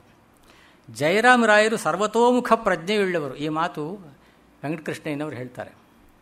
ವೇದಶಾಸ್ತ್ರಗಳ ವಿಚಾರ ಹೇಗೋ ಹಾಗೆ ಮಹಮ್ಮದೀಯ ಕ್ರೈಸ್ತ ಮತಗಳ ವಿಚಾರವನ್ನೂ ತಿಳಿದುಕೊಂಡಿದ್ದರು. ಅವರು ಲೋಕೇಶ್ವರ ಒಬ್ಬನೇ, ತ್ರಿಕರಣ ಶುದ್ಧಿಯಿಂದ ಮಾಡುವ ನಮ್ಮ ಕೆಲಸಗಳೇ ಆ ಜಗದೀಶ್ವರನ ಪೂಜೆ, ಪರೋಪಕಾರವೇ ಪುಣ್ಯ, ಪರಪೀಡನೆಯೇ ಪಾಪ, ಹೀಗೆಲ್ಲ ಉಪನ್ಯಾಸ ಮಾಡಿದರು. ತ್ರಿಕರಣ ಶುದ್ಧಿಯಿಂದ ಮಾಡುವ ನಮ್ಮ ಕೆಲಸಗಳೇ ಆ ಜಗದೀಶ್ವರನ ಪೂಜೆ ಅನ್ನೋ ಕಾನ್ಸೆಪ್ಟ್ ಇದೆಯಲ್ಲ, ಅದು ಭಾಳ ದೊಡ್ಡ ಧ್ಯೇಯ. ಅದು ಇದನ್ನು ಒಬ್ಬ ಕ್ರೈಸ್ತ ಧರ್ಮೀಯ ಗಣ್ಯ ವ್ಯಕ್ತಿ ವಿರೋಧಿಸಿದ. ಆತ ಕ್ರಿಸ್ತನಲ್ಲಿ ಇಡುವ ಭಕ್ತಿಯಿಂದ ಮಾತ್ರವೇ ಸ್ವರ್ಗ ಎಂದು ಮುಂತಾಗಿ ಹೇಳತೊಡಗಿದ. ಜಯರಾಮರಾಯರು BA ಪದವೀಧರರು. ಆದ್ದರಿಂದ ಬ್ಯಾಡ್ ಆಸ್ ಎಂದು ಹೇಳಿ ಮದರಾಸಿನ ಅಥೀನಿಯಂ ಪತ್ರಿಕೆಗೆ ಒಂದು ಲೇಖನ ಬರೆದ ಆತ. BA ತಾನೆ, ಬ್ಯಾಡ್ ಆಸ್ ಅಂತ. ಸದರಿ ಲೇಖಕರು MA ಪಾಸ್ ಮಾಡಿದರು. ಆ ಕ್ರೈಸ್ತ ಪಾದ್ರಿ MA ಪಾಸ್ ಮಾಡಿದ್ದ. ಅವರನ್ನು ಮ್ಯಾಡ್ ಆಸ್ ಅಂತ ಕರೆದು ಇವರೊಂದು ಲೇಖನ ಬರೆದ್ರು. ಅದಕ್ಕೆ ಅವರು ಬ್ಯಾಡ್ ಆಸ್ ಐತಲ್ಲ, ಇವರು ಮ್ಯಾಡ್ ಆಸ್ ಅಂತ ಬರೆದ್ರು. ಇಂಥ ಜಗಳಗಳಲ್ಲಿ ನಡೆದ ವಾಕ್ಯಾರ್ಥಗಳನ್ನು ಹೇಳಲು ಹೊರಟರೆ ಅನೇಕ ಮಹಾಭಾರತಗಳನ್ನು ಬರೆಯಬಹುದು. ಬರಿಬೇಕಾಗಿತ್ತು ನೋಡಿ, ಬರೀದೆ ಹೋದ್ರು ನೋಡಿ. ಸ್ವಲ್ಪ ಆದ್ರೂ ಒಂದು ವಾಲ್ಯೂಮ್ ಬರಿಬೋದಾಗಿತ್ತು. ಅವರು ಶಾಶ್ವತವಾದ ಕಡೆಗೆ ಯೋಚನೆ ಮಾಡೋದು, ಲೌಕಿಕವಾದ ಕಡೆಗೆ ಇದು ಮಾಡ್ತಿರಲಿಲ್ಲ. ಅದು ನೋಡಿ, ಇಂಥ ಜಗಳಗಳಲ್ಲಿ ನಡೆದ ವಾಕ್ಯಾರ್ಥಗಳನ್ನು ಹೇಳಿದ್ದಾರೆ ಅನೇಕ ಮಹಾಭಾರತಗಳನ್ನು ಬರೆಯಬೇಕಾಗುವುದು. ಪ್ರಯೋಜನವಿಲ್ಲ ಅದಕ್ಕೆ ಅದು ಪ್ರಯೋಜನವಿಲ್ಲ ಆ ಕೆಲಸ. ಈ ಮುಂದಿನ ಪ್ರಸಂಗವನ್ನು ಒಂದು ಹೇಳ್ತಾರೆ ಅವರು. ಒಬ್ಬ ಕ್ರೈಸ್ತ ಗಣ್ಯರು what do you think of revelation and resurrection ಎಂದು ರಾಯರನ್ನು ಪ್ರಶ್ನಿಸಿದರಂತೆ. What do you think of revelation and resurrection ಎಂದು ರಾಯರನ್ನು ರಿವಿಲೇಷನ್ ಎಂದರೆ ಬೈಬಲ್ ಮೊದಲಾದ ಆತ್ಮಬೋಧೆಗೆ ಸಕಲ ಗ್ರಂಥಗಳು ಜಗದೀಶ್ವರ ಪ್ರಣೀತವಾದ ಶ್ರುತಿಗಳು. ಬೈಬಲ್ ಮೊದಲಾದ ಆತ್ಮಬೋಧೆಗೆ ಸಕಲ ಗ್ರಂಥಗಳು ಆ ಜಗದೀಶ್ವರ ಪ್ರಣೀತವಾದ ಶ್ರುತಿಗಳು. ರಿಸರೆಕ್ಷನ್ ಎಂದರೆ ಕ್ರಿಸ್ತನು ಶಿಲುಬೆಗೆ ಹಾಕಲ್ಪಟ್ಟ ಮೇಲೆ ಸಶರೀರವಾಗಿ ಸ್ವರ್ಗ ಸೇರಿದನು ಎಂಬುದಾಗಿರುವ ಒಂದು ಇತಿಹಾಸ. ತಕ್ಷಣವೇ ಉತ್ತರ ಕೇಳಿದ ನಿಮ್ಮ ಅಭಿಪ್ರಾಯ ಏನು ಅಂತ ಹೇಳಿ ಆ ಕ್ರೈಸ್ತ ಗಣ್ಯ ಉತ್ತರ ಕೇಳಿದಂತೆ ಅದಕ್ಕೆ ಇವರು ಹೇಳಿದರು, ಡೇವಿಡ್ ಹ್ಯೂಮ್ ಅನ್ನೋನ ಆಂಗ್ಲ ತತ್ವಜ್ಞಾನಿಯ ವಾಕ್ಯ ತಕ್ಷಣ ನೆನಪಿಗೆ ಬಂತಂತೆ ಅವರಿಗೆ. David Hume, resurrection and revelation are banish to this fairy realm of morbid imagination ಅಂದ್ರಂತೆ. Resurrection and revelation are banished to the fairy realm of morbid imagination. ಹೊಡೆದೇ ಬಿಟ್ರು. ಸತ್ತವರು ಹುಟ್ಟಿ ಸಶರೀರ ಸ್ವರ್ಗ ಹೊಂದುವುದು, ದೇವರು ಸಾಕ್ಷಾತ್ತಾಗಿ ಉಪದೇಶ ಮಾಡಿ ವೇದಶಾಸ್ತ್ರ ಬರೆಸುವುದು, ಇವೆರಡೂ ಅಸಂಭವ, ಬರೀ ಭ್ರಮೆ. ರಾಯರು ಈಗ ಹೇಳಿದ್ರಲ್ಲ, ಕ್ರೈಸ್ತ ಮತ ಪ್ರಚಾರಕರ ಕೆಂಗಣ್ಣಿಗೆ ಗುರಿಯಾದರು, ಅವರಿಗೆ ಕೊಲೆಯ ಪ್ರಯತ್ನವೂ ನಡೆಯಿತು, ಆದರೆ ದೈವವಶಾತ್ ಅದು ತಪ್ಪಿತು. ಅವರು ಹಿಂದೆ ಮಿಷನರಿ ಸ್ಕೂಲ್ಸಲ್ಲಿ ವೆಂಕಟಕೃಷ್ಣಯ್ಯನವರು ವ್ಯಾಸಂಗ ಮಾಡಿದ ವಿಚಾರಗಳನ್ನು ಬರೀತಾರೆ. ತುಂಬ ಬರೆದಿದ್ದಾರೆ ಅದನ್ನು. ಅವರ ಜೀವಮಾನ ಚರಿತ್ರೆ ಒಳಗೆ ಹಾಗೆ ಕೃಷಿಶಾಸ್ತ್ರಗಳು ಬರೆದಿದ್ದಾರೆ. ಯಾರು ಕೃಷಿಶಾಸ್ತ್ರಗಳು ಬರೆದಿದ್ದಾರೆ. ಇವರು ವೆಂಕಟಕೃಷ್ಣಯ್ಯನವರು ಇದನ್ನು ತುಂಬ ವಿಸ್ತಾರವಾಗಿ ಬರೀತಾರೆ.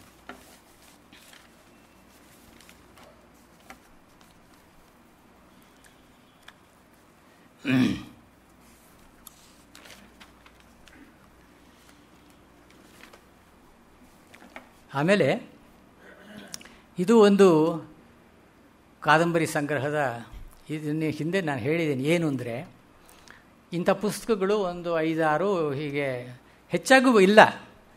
ಯಾಕೆಂದರೆ ಅದನ್ನು ಅವರಿಗೆ ಸರಿಯಾದ ಪ್ರೋತ್ಸಾಹ ಪೋಷಣೆ ಇಲ್ಲ, ಅವರಿಗೆ ಚಂದಾದಾರಿಕೆ ಹಣವೇ ಬರ್ತಿರಲಿಲ್ಲ. ಅವ್ರು ಪ್ರತಿ ಸರಿಯೂ ಬರೆಯೋರು, ದಯವಿಟ್ಟು ಚಂದಾದಾರಿ ಅವರು ಇದನ್ನು ಬಾಕಿ ಉಳಿಸ್ಕೊಳ್ಳದೆ ಕೊಡಿ ಅಂತ ಬರೆದ್ರು. ಆದರೂ ಕೂಡ ಅದು ನಡೀತಿರಲಿಲ್ಲ. ಅವ್ರ ಬಗ್ಗೆ ಸಿ.ಕೆ. ರಾಜ ಅಂತಂದವರೇ ಮೈಸೂರಿನ ಸಯ್ಯಾಜಿರಾವ್ ರಸ್ತೆಯ ಇಂದ್ರಭುವನ್ ಹೋಟ್ಲಿಗೆ ಇವರೊಂದು ಸರಿ ತಿಂಡಿ ತಿನ್ನೋದಕ್ಕೆ ಹೋದ್ರಂತೆ. ಕಾದಂಬರಿ ಸಂಗ್ರಹದ ವೆಂಕಟರಮಣ ಶಾಸ್ತ್ರಿಗಳು ಈ ಪುಸ್ತಕ ತಗೊಳ್ಳಿ, ತಿಂಡಿ ತಿಂದಿದ್ದಾಗೋಯ್ತು, ಈ ಪುಸ್ತಕ ತಗೊಳ್ಳಿ, ನನ್ನ ಹತ್ರ ದುಡ್ಡಿಲ್ಲ ಅಂತ ಹೇಳಿದ್ರು. ನಾನು ಹಿಂದ್ಗಡೆಯೇ ಇದ್ದೆ, ಅವ್ರು ಹೋಗೋವರೆಗೂ ಕಾಯ್ತಿದ್ದು. ಆಮೇಲೆ ನಾನು ದುಡ್ಡು ಕೊಟ್ಟು ಆ ಪುಸ್ತಕ ವಾಪಸ್ ತಗೊಂಡೆ ನಾನು, ಹಾಗೆ ಅಂತ ಹೇಳಿದ್ರು. ಬೇಕಾದಷ್ಟಿತ್ತು, 2 ಬೀರು ಅಷ್ಟು ಪತ್ರಿಕೆಗಳಿದ್ವು. ಅದು ಎಲ್ಲಿ ಹೋದ್ವು ಏನೋ ನನಗೆ ಗೊತ್ತಿಲ್ಲ, ಹಾಗೆ ಅಂತ. ಕಳ್ಕೊಳ್ಳೋದು, ಸಂಪಾದನೆ ಮಾಡೋದಕ್ಕಿಂತ ಕಳ್ಕೊಳ್ಳೋದ್ರಲ್ಲಿ ನಾವು ನಿಸ್ಸೀಮೃತಾನೆ. ಇಂಥದ್ದೆಲ್ಲ ಬಹಳ ಪ್ರಾಚೀನವಾದೆಲ್ಲ ಹೀಗೆ ನಷ್ಟವಾಗಿದೆ ಅದು. ಆಮೇಲೆ ಈ ನಮ್ಮ ಕೆ. ವಾಸುದೇವಾಚಾರ್ಯರ ಮೈಸೂರು ಸಂಗೀತ ನಿಧಿ, ಸಂಗೀತ ರತ್ನ, ಅವರು ವಾಸುದೇವಾಚಾರ್ಯರ ವಿಚಾರ ಬರ್ತಾ ಅವರು ಮುಮ್ಮಡಿಯವರ ಕಾಲದಲ್ಲಿ, ಚಾಮರಾಜ ಒಡೆಯರ ಕಾಲದ ನಂತರ ಇದ್ದರು. ಆಗ ಈ ಸೋಸಲೆ ಗರಳಪುರ ಶಾಸ್ತ್ರಿಗಳು ಮೈಸೂರಿಗೆ ಬಂದು ಒಂದು ವಠಾರದಲ್ಲಿದ್ದರು. ಈ ವಾಸುದೇವಾಚಾರ್ಯರ ತಂದೆ ಮತ್ತು ಚಿಕ್ಕಪ್ಪ ಇದ್ದಂಥ, ವಾಸುದೇವಾಚಾರ್ಯರ ನೆನಪಿನ ಚಿತ್ರಗಳು ಅದೆಲ್ಲ ತಮಗೆ ಗೊತ್ತಿದೆ. ಆ ತಂದೆ ಅವರು ಈ ಸೋಸಲೆ ಗರಳಪುರ ಶಾಸ್ತ್ರಿಗಳು ಬಂದು, ಇವರು ವಠಾರದ ಮನೆ, ಅದು ಬಕ್ಷಿ ವೀಣೆ ವೆಂಕಟಸುಬ್ಬಯ್ಯನವರ ಮನೆಯ ಒಂದು ವಠಾರದಲ್ಲಿ ಅವರಿದ್ದರು. ಸಾಹಿತ್ಯ ಪಾಠ ಮಾಡ್ತಾಯಿದ್ರು ಪೌಢ ವಿದ್ಯಾರ್ಥಿಗಳಿಗೆ. ಅದು ಬಂಗಲೆ ಮನೆ, ಅದು ವೀಣೆ ವೆಂಕಟಸುಬ್ಬಯ್ಯನವರ ಬಂಗಲೆ ಮನೆ. ಶಾಸ್ತ್ರಿಗಳು ಪ್ರತಿದಿನ ಸಂಜೆ 5 ಗಂಟೆ ಮೇಲೆ ಮನೆಯಿಂದ ಹೊರಗೆ ಹೊರಟ್ರೆ, ಯಾರು ಗರಳಪುರ ಶಾಸ್ತ್ರಿಗಳು ರಾತ್ರಿ 9:30 ವಾಪಸ್ಸಾಗ್ತಾಯಿದ್ರು. ಆ ವೇಳೆಗೆ ಆಚಾರ್ಯರ ಮನೆ ಹಸುಗಳನ್ನು ಹಾಲು ಕರೆಯೋದಕ್ಕೆ ಜವರ ಅಂತ ಒಬ್ಬ ದನಗಾಹಿ ಬರ್ತಾಯಿದ್ದ, ರೂಢಿ. ಒಂದಿನ ಶಾಸ್ತ್ರಿಗಳು ಮನೆಗೆ ವಾಪಸ್ಸು ಆಗುವಾಗ ತಲೆಬಾಗಿಲು ಹಾಕಿತ್ತು. ಬಾಗಿಲು ಅಂತ ಗಟ್ಟಿಯಾಗಿ ಕೂಗಿದ್ರಂತೆ. ಆ ಶಬ್ದ ಕೇಳಿ ಆಗ್ತಾನೆ ಊಟ ಮಾಡಿ ಕುಳಿತುಕೊಂಡಿದ್ದ ಸುಬ್ರಹ್ಮಣ್ಯಾಚಾರ್ಯರು, ಅಂದರೆ ವಾಸುದೇವಾಚಾರ್ಯರ ತಂದೆ, ಹುಡುಗಾಟದ ಬುದ್ಧಿಯಿಂದ ಯಾರು ಜವರನೇನೋ ಅಂತ ಕರೆದ್ರಂತೆ. ಶಾಸ್ತ್ರಿಗಳು ಕೂಡಲೇ, ಅಲ್ಲ ದ್ವಿಜವರ ಅಂತ ಒಳ್ಳೆ, ಅದಕ್ಕೆ ದ್ವಿಜವರ ಅಂದ್ರಂತೆ. ಆಚಾರ್ಯ ಥಟ್ಟನೆ ಬಂದು, ಶಾಸ್ತ್ರಿ ಥಟ್ಟಂತ ಉತ್ತರ ಕೊಟ್ಟೆ, ನೀನು ದ್ವಿಜವರನೇ ಸರಿ ಅಂತ ಹೇಳಿ ಒಳಗೆ ಕರೆದುಕೊಂಡ್ರು. ಇದೆಲ್ಲ ಚಿಟ್ಟೆ ಕಥೆಗಳಿವೆಯಲ್ಲ, ಭಾಳ ಮಧುರವಾದ ಅನುಭವಗಳನ್ನು ನಮಗೆ ಕೊಡ್ತದೆ. ಗರಳಪುರಿ ಶಾಸ್ತ್ರಿಗಳ 2ನೇ ಮಗ, ಪ್ರಸಿದ್ಧ ಆಸ್ಥಾನ ವಿದ್ವಾಂಸ ಕವಿ ತಿಲಕ ಸೋಸಲೆ ಅಯ್ಯ ಶಾಸ್ತ್ರಿಗಳು.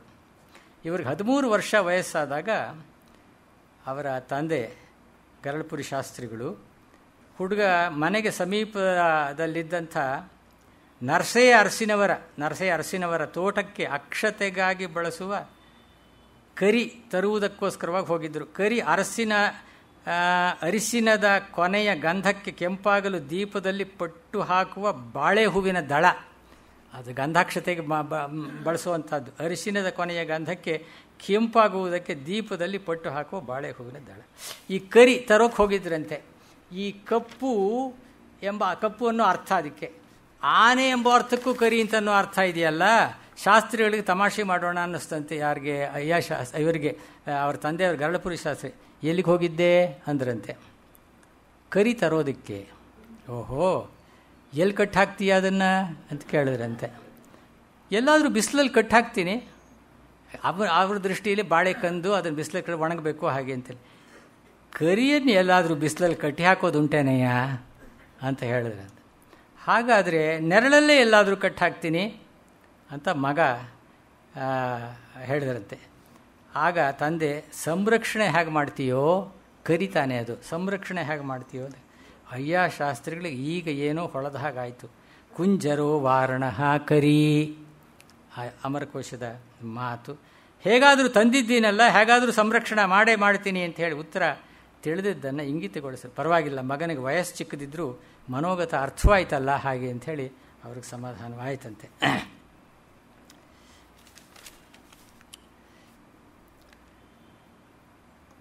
ಆಮೇಲೆ ಗರಳಪುರಿ ಶಾಸ್ತ್ರಿಗಳ ಮಗಳ ಮಗ ಅತ್ತಿಗುಪ್ಪೆ ಕೃಷ್ಣ ಶಾಸ್ತ್ರಿ ಅವರ ವಿಚಾರ ಡಿ ವಿ ಜಿಯವರ ಪುಸ್ತಕದಲ್ಲೂ ಬರ್ತದೆ ಅಂತ ಕಾಣ್ತದೆ. ನಮ್ಮ ವಿಶ್ವೇಶ್ವರಯ್ಯನವರಿಗೆ ಇವರ ಬಗ್ಗೆ ಬಹಳ ಗೌರವವಿತ್ತು. ಆ ಕಾಲದ member of the representative assembly ಆಗಿದ್ದರು ಅವರು. ದಿವಾನ್ ವಿಶ್ವೇಶ್ವರಯ್ಯವರು ಮೊದಲುಗೊಂಡು ಅನೇಕರು ಇವರ ಮಾತಿಗೆ ಬೆಲೆ ಕೊಡುತ್ತಿದ್ದರು. ಇವರ ಚರಿತ್ರೆ 1925 ಜನವರಿಯಲ್ಲಿ ಅವ್ರ ಕಾದಂಬರಿ ಸಂಗ್ರಹದಲ್ಲಿ ಅಚ್ಚಾಗಿದೆ. ಇವರು ಮೈಸೂರು ವಾಸುದೇವಾಚಾರ್ಯರ ಸಹಪಾಠಿ ಸಂಗೀತದಲ್ಲಿ. ಇವರ ಬುದ್ಧಿಮತ್ತೆ ಬಗ್ಗೆ ಒಂದು ವೃತ್ತಾಂತ. ಅತ್ತಿಗುಪ್ಪಿಗೆ 1-2 ಮೈಲಿ ದೂರದಲ್ಲಿ ಹೊಸ ಹೊಳಲು ಎನ್ನುವ ಗ್ರಾಮ. ಇಲ್ಲಿ ಅವರ ಷಡ್ಕ ಕಿಕ್ಕೇರಿ ರಾಮಪ್ಪನವರು ಕೆಲವು ದಿವಸ ಉಪಾಧ್ಯಾಯರಾಗಿದ್ದರು. ಅಲ್ಲದೆ ಆಶ್ವಲಾಯನ ಪೂರ್ವಾಪರ ಪ್ರಯೋಗಗಳಲ್ಲಿ ನಿಷ್ಣಾತರು. ಮಂತ್ರಭಾಗ ಪೂರ್ತಿಯಾಗಿ ಇವರಿಗೆ ಗೊತ್ತಿತ್ತು. ಜೊತೆಗೆ ಸಾಹಿತ್ಯ ಜ್ಞಾನವೂ ಉಂಟು. ಇವರನ್ನು ಕಂಡರೆ ಶಾಸ್ತ್ರಿಗಳಿಗೆ, ಅತ್ತಿಗುಪ್ಪೆ ಕೃಷ್ಣಶಾಸ್ತ್ರಿಗಳಿಗೆ ತುಂಬ ಪ್ರೀತಿ. ಒಂದು ಸಲ ಕೃಷ್ಣಶಾಸ್ತ್ರಿಗಳಿಗೆ ಕಾಯಿಲೆಯಾಗಿ ಅತ್ತಿಗುಪ್ಪಿಯಲ್ಲಿ ಹಾಸಿಗೆ ಹಿಡಿದು ಮಲಗಿದರು. ರಾತ್ರಿ ಹೊತ್ತು ಜತೆಗಿರಲಿ ಎಂದು ರಾಮಪ್ಪನವರನ್ನು ಮಲಗಿಕೊಂಡಿರುವ ಹಾಗೆ ಅತ್ತಿಗುಪ್ಪಿಯಲ್ಲೇ ಇರುವ ಹಾಗೆ ಕೇಳಿಕೊಂಡರು. ಅಣ್ಣನೆಂದೇ ಭಾವಿಸಿ ಅವರು ಒಪ್ಪಿದರು. ಬೆಳಗಿನ ಜಾವ 4 ಗಂಟೆಗೆ ಶಾಸ್ತ್ರಿಗಳಿಗೆ ಎಚ್ಚರವಾಗ್ತಿತ್ತು. ಎಚ್ಚರವಾದ ಕೂಡಲೇ ರಾಮಪ್ಪನವರನ್ನು ಕೂಗಿ ಎಬ್ಬಿಸುತ್ತಿದ್ದರು. ಆಗ ಶಾಸ್ತ್ರಿಗಳು ದೇವರುಕ್ ಮಂತ್ರಗಳನ್ನು, ಆಶೀರ್ಯುಕ್ ಮಂತ್ರಗಳನ್ನು ಹೇಳುತ್ತಿದ್ದರು. ಹೀಗೆ 4-5 ದಿನ ನಡೆಯಿತು. ಇದು ರಾಮಪ್ಪನವರು ಅವರನ್ನು ಎಬ್ಬಿಸ್ತಿದ್ರು. ಅವರು ಈ ಮಂತ್ರಗಳೆಲ್ಲ ಪಾಠವಾಗಿತ್ತು, ಅವ್ರಿಗೆ ಹೇಳ್ತಾ ಇದ್ರು. 6ನೇ ದಿನ ಶಾಸ್ತ್ರಿಗಳು ರಾಮಪ್ಪನವರ ಜೊತೆಗೆ ತಾವೂ ಸರಾಗ ಆ ಮಂತ್ರವನ್ನು ಹೇಳುವುದಕ್ಕೆ ಆರಂಭ ಮಾಡಿದರು. 1-2 ದಿನಗಳಲ್ಲಿ ಪ್ರಯೋಗಗಳೆಲ್ಲ ವಾಚೋ ವಿಧೇಯವಾದವು. ಕೇಳ್ತಾ ಅವರಿಗೆ ಆ ಎಲ್ಲ ಮಂತ್ರಗಳು ಅವರಿಗೆ ಅವಗತವಾಗಿ ಅವರದನ್ನು ತಾವೇ ಹೇಳುವ ಆ ಸ್ಥಿತಿಗೆ ಬಂದರು. ಹಾಗೆ ಅಂತ ತಮಗೆಲ್ಲ ಈ ಆಸ್ಟ್ರಾಲಾಜಿಕಲ್ ಮ್ಯಾಗಝೈನ್ ಸಂಸ್ಥಾಪಕ ವಿಶ್ವೇಶ್ವರಯ್ಯನಿಗಿಂತ ದೊಡ್ಡವರು, ಸ್ವಲ್ಪ ಒಂದು 3-4 ವರ್ಷ ದೊಡ್ಡವರು ಅವರು. ನೆವರ್ ಟು ಬಿ ಫರ್ಗಾಟ್ನ್ ಎಂಪೈರ್ ಬರೆದರು, ಸಿವೆಲ್ ಪುಸ್ತಕಕ್ಕೆ ಪ್ರತಿಯಾಗಿ. ಆ ಪುಸ್ತಕದ ಸಿದ್ಧತೆ ಹಾಗಾಯಿತು ಇತ್ಯಾದಿ ಅವೆಲ್ಲ ಅವರ ಜೀವನ ಚರಿತ್ರೆ ಒಂದಿದೆ. ಅದು ಬಹುಶಃ 1930s ಆಸ್ಟ್ರಾಲಾಜಿಕಲ್ ಮ್ಯಾಗಝೈನಲ್ಲಿ ಪ್ರಕಟವಾಯಿತೋ ಏನೋ. ನನಗೆ ಸಿಕ್ಕಿದ ಪುಸ್ತಕ ಅದು ಟೈಪ್ ಆದಂತಹ ಒಂದು 200 ಪುಟಗಳ ಒಂದು ಪುಸ್ತಕ. ಅದರಿಂದ ವಿಷಯಗಳನ್ನು ನಾನು ಸಂಗ್ರಹಿಸಿದೆ. ಅದ್ಭುತವಾದಂಥ ಅವರ ಅನುಭವಗಳು, ಅದನ್ನು ಓದಬೇಕು. ಅದನ್ನು ತಾವು ಅವರ ಆತ್ಮಕಥೆಯಲ್ಲಿ 17ನೇ ಪುಟದಲ್ಲಿ ಅದು ಟೈಪ್ಡ್ ಶೀಟ್ಸ್. ಅದು ಅವರು ವಿದ್ಯಾಭ್ಯಾಸದ ಬಗ್ಗೆ ಹೇಳ್ತಾರೆ, ತಮ್ಮ ಕಾಲದ ವಿದ್ಯಾಭ್ಯಾಸದ ಬಗ್ಗೆ. ಅದೇನು 1870 ಆ ಸುಮಾರಿಂದದು. ಸ್ಲೇಟು ಬಳಪಗಳು ಇರಲಿಲ್ಲ. ನಮ್ಮ ಬರವಣಿಗೆ ಕಪ್ಪು ಗಂಜಿ ಬಳೆದ ಕಡತಗಳ ಮೇಲೆ, ಕಡತ ಅಂತೀವಲ್ಲ ಅದರ ಮೇಲೆ ಈಜಲು ಇದೆಲ್ಲ ಮಾಡಿ ಕಪ್ಪು ಗಂಜಿ ಬಳೆದ ಕಡತಗಳ ಮೇಲೆ ಬಳಪದ ಕಲ್ಲಿನ ಸಣ್ಣ ಸಣ್ಣ ಚೂರುಗಳಿಂದ ಬರೆಯುತ್ತಿದ್ದೆವು ಅಥವಾ ಸುಣ್ಣದಿಂದ ಬರೆಯುತ್ತಿದ್ದೆವು. ಸ್ಫುಟವಾದ ಕೈಬರಹ ಅಕ್ಷರಾಭ್ಯಾಸದ ಮೊದಲ ಘಟ್ಟದಲ್ಲಿ ಕಲಿಯುವುದಕ್ಕೆ ಸಣ್ಣ ಸಣ್ಣ ಮರಳಿನ ರಾಶಿಯ ಮೇಲೆ ಪ್ರತಿಯೊಬ್ಬ ಹುಡುಗ ಕೈ ಬೆರಳಲ್ಲಿ ತಿದ್ದಿ ಕಲಿಯಬೇಕಾಗಿತ್ತು. ಮಾಸ್ತಿಯವರ ಇದರಲ್ಲೂ ಬರ್ತದೆ, ಅವರು ಹೇಗೆ ವಿದ್ಯಾಭ್ಯಾಸ ಮಾಡಿದ್ದು ಹಾಗೆ. ಹಾಜರಿ ಪುಸ್ತಕ ಯಾವುದಪ್ಪ ಅಂದರೆ ಮೇಷ್ಟ್ರ ಕೈಯ ಸಣ್ಣ ಬೆತ್ತ, ಅದು ಹಾಜರಿ ಪುಸ್ತಕವಂತೆ. ಅದು ಹಾಗೆ ಬರೀತಾರೆ ಅವರು. ಬೆಳಗ್ಗೆ ಹೊತ್ತಿಗೆ ಮುಂಚೆ ಬರುವ ಮೊದಲ ಹುಡುಗನಿಗೆ ಅವನ ಚಾಚಿದ ಅಂಗೈ ಮೇಲೆ ಶ್ರೀ ಅಂತ ಆ ಬೆತ್ತದಿಂದ ಬರೀತಿದ್ರು. ಫಸ್ಟ್ ಬಂದಿಯಾನವನು ಎಲ್ಲರಿಗಿಂತ ಮುಂಚೆ, ಅದು ಆ ಬೆತ್ತದಿಂದ ಅವನ ಅಂಗೈ ಮೇಲೆ ಶ್ರೀ ಅಂತ ಬರೆಯೋರಂತೆ. ಎರಡನೇ ಹುಡುಗ ಬಂದರೆ ಮೆಲ್ಲಗೆ ಒಂದು ಏಟು ಬೀಳೋದಂತೆ ಅವನಿಗೆ. ಮೂರನೇ ಹುಡುಗನಿಗೆ ಸ್ವಲ್ಪ ಜೋರಾಗಿ ಎರಡು ಪೆಟ್ಟು ಬೀಳೋದು. ಮುಂದಿನ ಹುಡುಗರಿಗೆ ಹೀಗೆ ಪೆಟ್ಟುಗಳ ಸಂಖ್ಯೆ. ನ್ಯಾಯವಾದ ಕಾರಣಗಳಿಂದ ತಡವಾಗಿ ಬರೋರು ಕ್ಷಮೆ ಇರ್ತಿತ್ತು ಒಳ್ಳೆಯ ಅಧ್ಯಾಪಕರಿಂದ. ಈ ಪೆಟ್ಟುಗಳ ಜೊತೆಗೆ ತರಗತಿ ತಪ್ಪಿಸುವ, ತಡವಾಗಿ ಹಾಜರಾಗುವ ಹುಡುಗರಿಗೆ ಕೆಲವು ಶಿಕ್ಷೆಗಳೇ ಇದ್ದು. ನಮ್ಮ ಚಿಕ್ಕಂದಲ್ಲಿ ನಾವು ಕೇಳಿದ್ದೀವಿ, ಅದಕ್ಕೆ ನಮಗೆ ಬೇರೆ ಕೆಲವು ಶಿಕ್ಷೆ, ಈ ಶಿಕ್ಷೆಯನ್ನು ನಮಗೆ ನಮ್ಮ ಸುದೈವದಿಂದ ನಮ್ಮ ಗುರುಗಳು ಕೊಡಲಿಲ್ಲ. ಯಾವ ಶಿಕ್ಷೆ ಅಂದರೆ ಕೋದಂಡದ ಶಿಕ್ಷೆ. ತಮ್ಮಲ್ಲಿ ಎಷ್ಟು ಜನಕ್ಕೆ ಐಡಿಯಾ ಇದೆಯೋ ಈ ಕೋದಂಡದ ಶಿಕ್ಷೆ? ಆ ಹೆಸರಿಗೂ ಆ ಶಿಕ್ಷೆಗೂ ಏನು ಸಂಬಂಧವೋ ನನಗೆ ತಿಳಿದು. ಕೋದಂಡದ ಶಿಕ್ಷೆ ಎಂದರೆ ಒಂದು ಹಗ್ಗವನ್ನು ಮೇಲೆ ಕಟ್ಟಲಾಗುತ್ತಿತ್ತು. ಅವಿಧೇಯ ಹುಡುಗನನ್ನು ಅನಾಮತ್ತು ಎತ್ತಿ ಅವನ ಕೈಯಲ್ಲಿ ಆ ಹಗ್ಗ ಹಿಡಿಸುತ್ತಿದ್ದರು. ಆ ಎತ್ತರದಲ್ಲಿ ಹುಡುಗ ನೇತಾಡಬೇಕಾಗಿತ್ತು. ಅವನ ನಡವಳಿಕೆಯಲ್ಲಿ ಬೇಗ ಸುಧಾರಣೆ ಎಷ್ಟೊತ್ತಿರ್ತಿದ್ದೋ ಏನೋ ಗೊತ್ತಿಲ್ಲ. ಅವನ ನಡವಳಿಕೆಯಲ್ಲಿ ಬೇಗ ಸುಧಾರಣೆ ಕಾಣದಿದ್ದರೆ ಮೇಷ್ಟ್ರ ಬೆತ್ತದಿಂದ ಪಿರ್ರೆ ಮೇಲೆ ಹೊಡೆತಗಳು ಬೀಳುತ್ತಿದ್ದು. ಹಾಗೂ ಸುಧಾರಣೆ ಕಾಣದಿದ್ದರೆ ಹುಡುಗನ ತೊಡೆಗಳಿಗೆ ಒಳಶುಂಠಿ ಕೊಡುತ್ತಿದ್ದರು, ಬೆನ್ನ ಮೇಲೆ ಗುದ್ದುತ್ತಿದ್ದರು. ಹಾಗೂ ಹುಡುಗ ತಿದ್ದಿಕೊಳ್ಳದಿದ್ದರೆ ಹುಡುಗನ ಪಿರ್ರೆಗಳಿಗೆ ಕಚ್ಚುವ ಗೊದ್ದಗಳನ್ನು ಬಿಡುತ್ತಿದ್ದರು.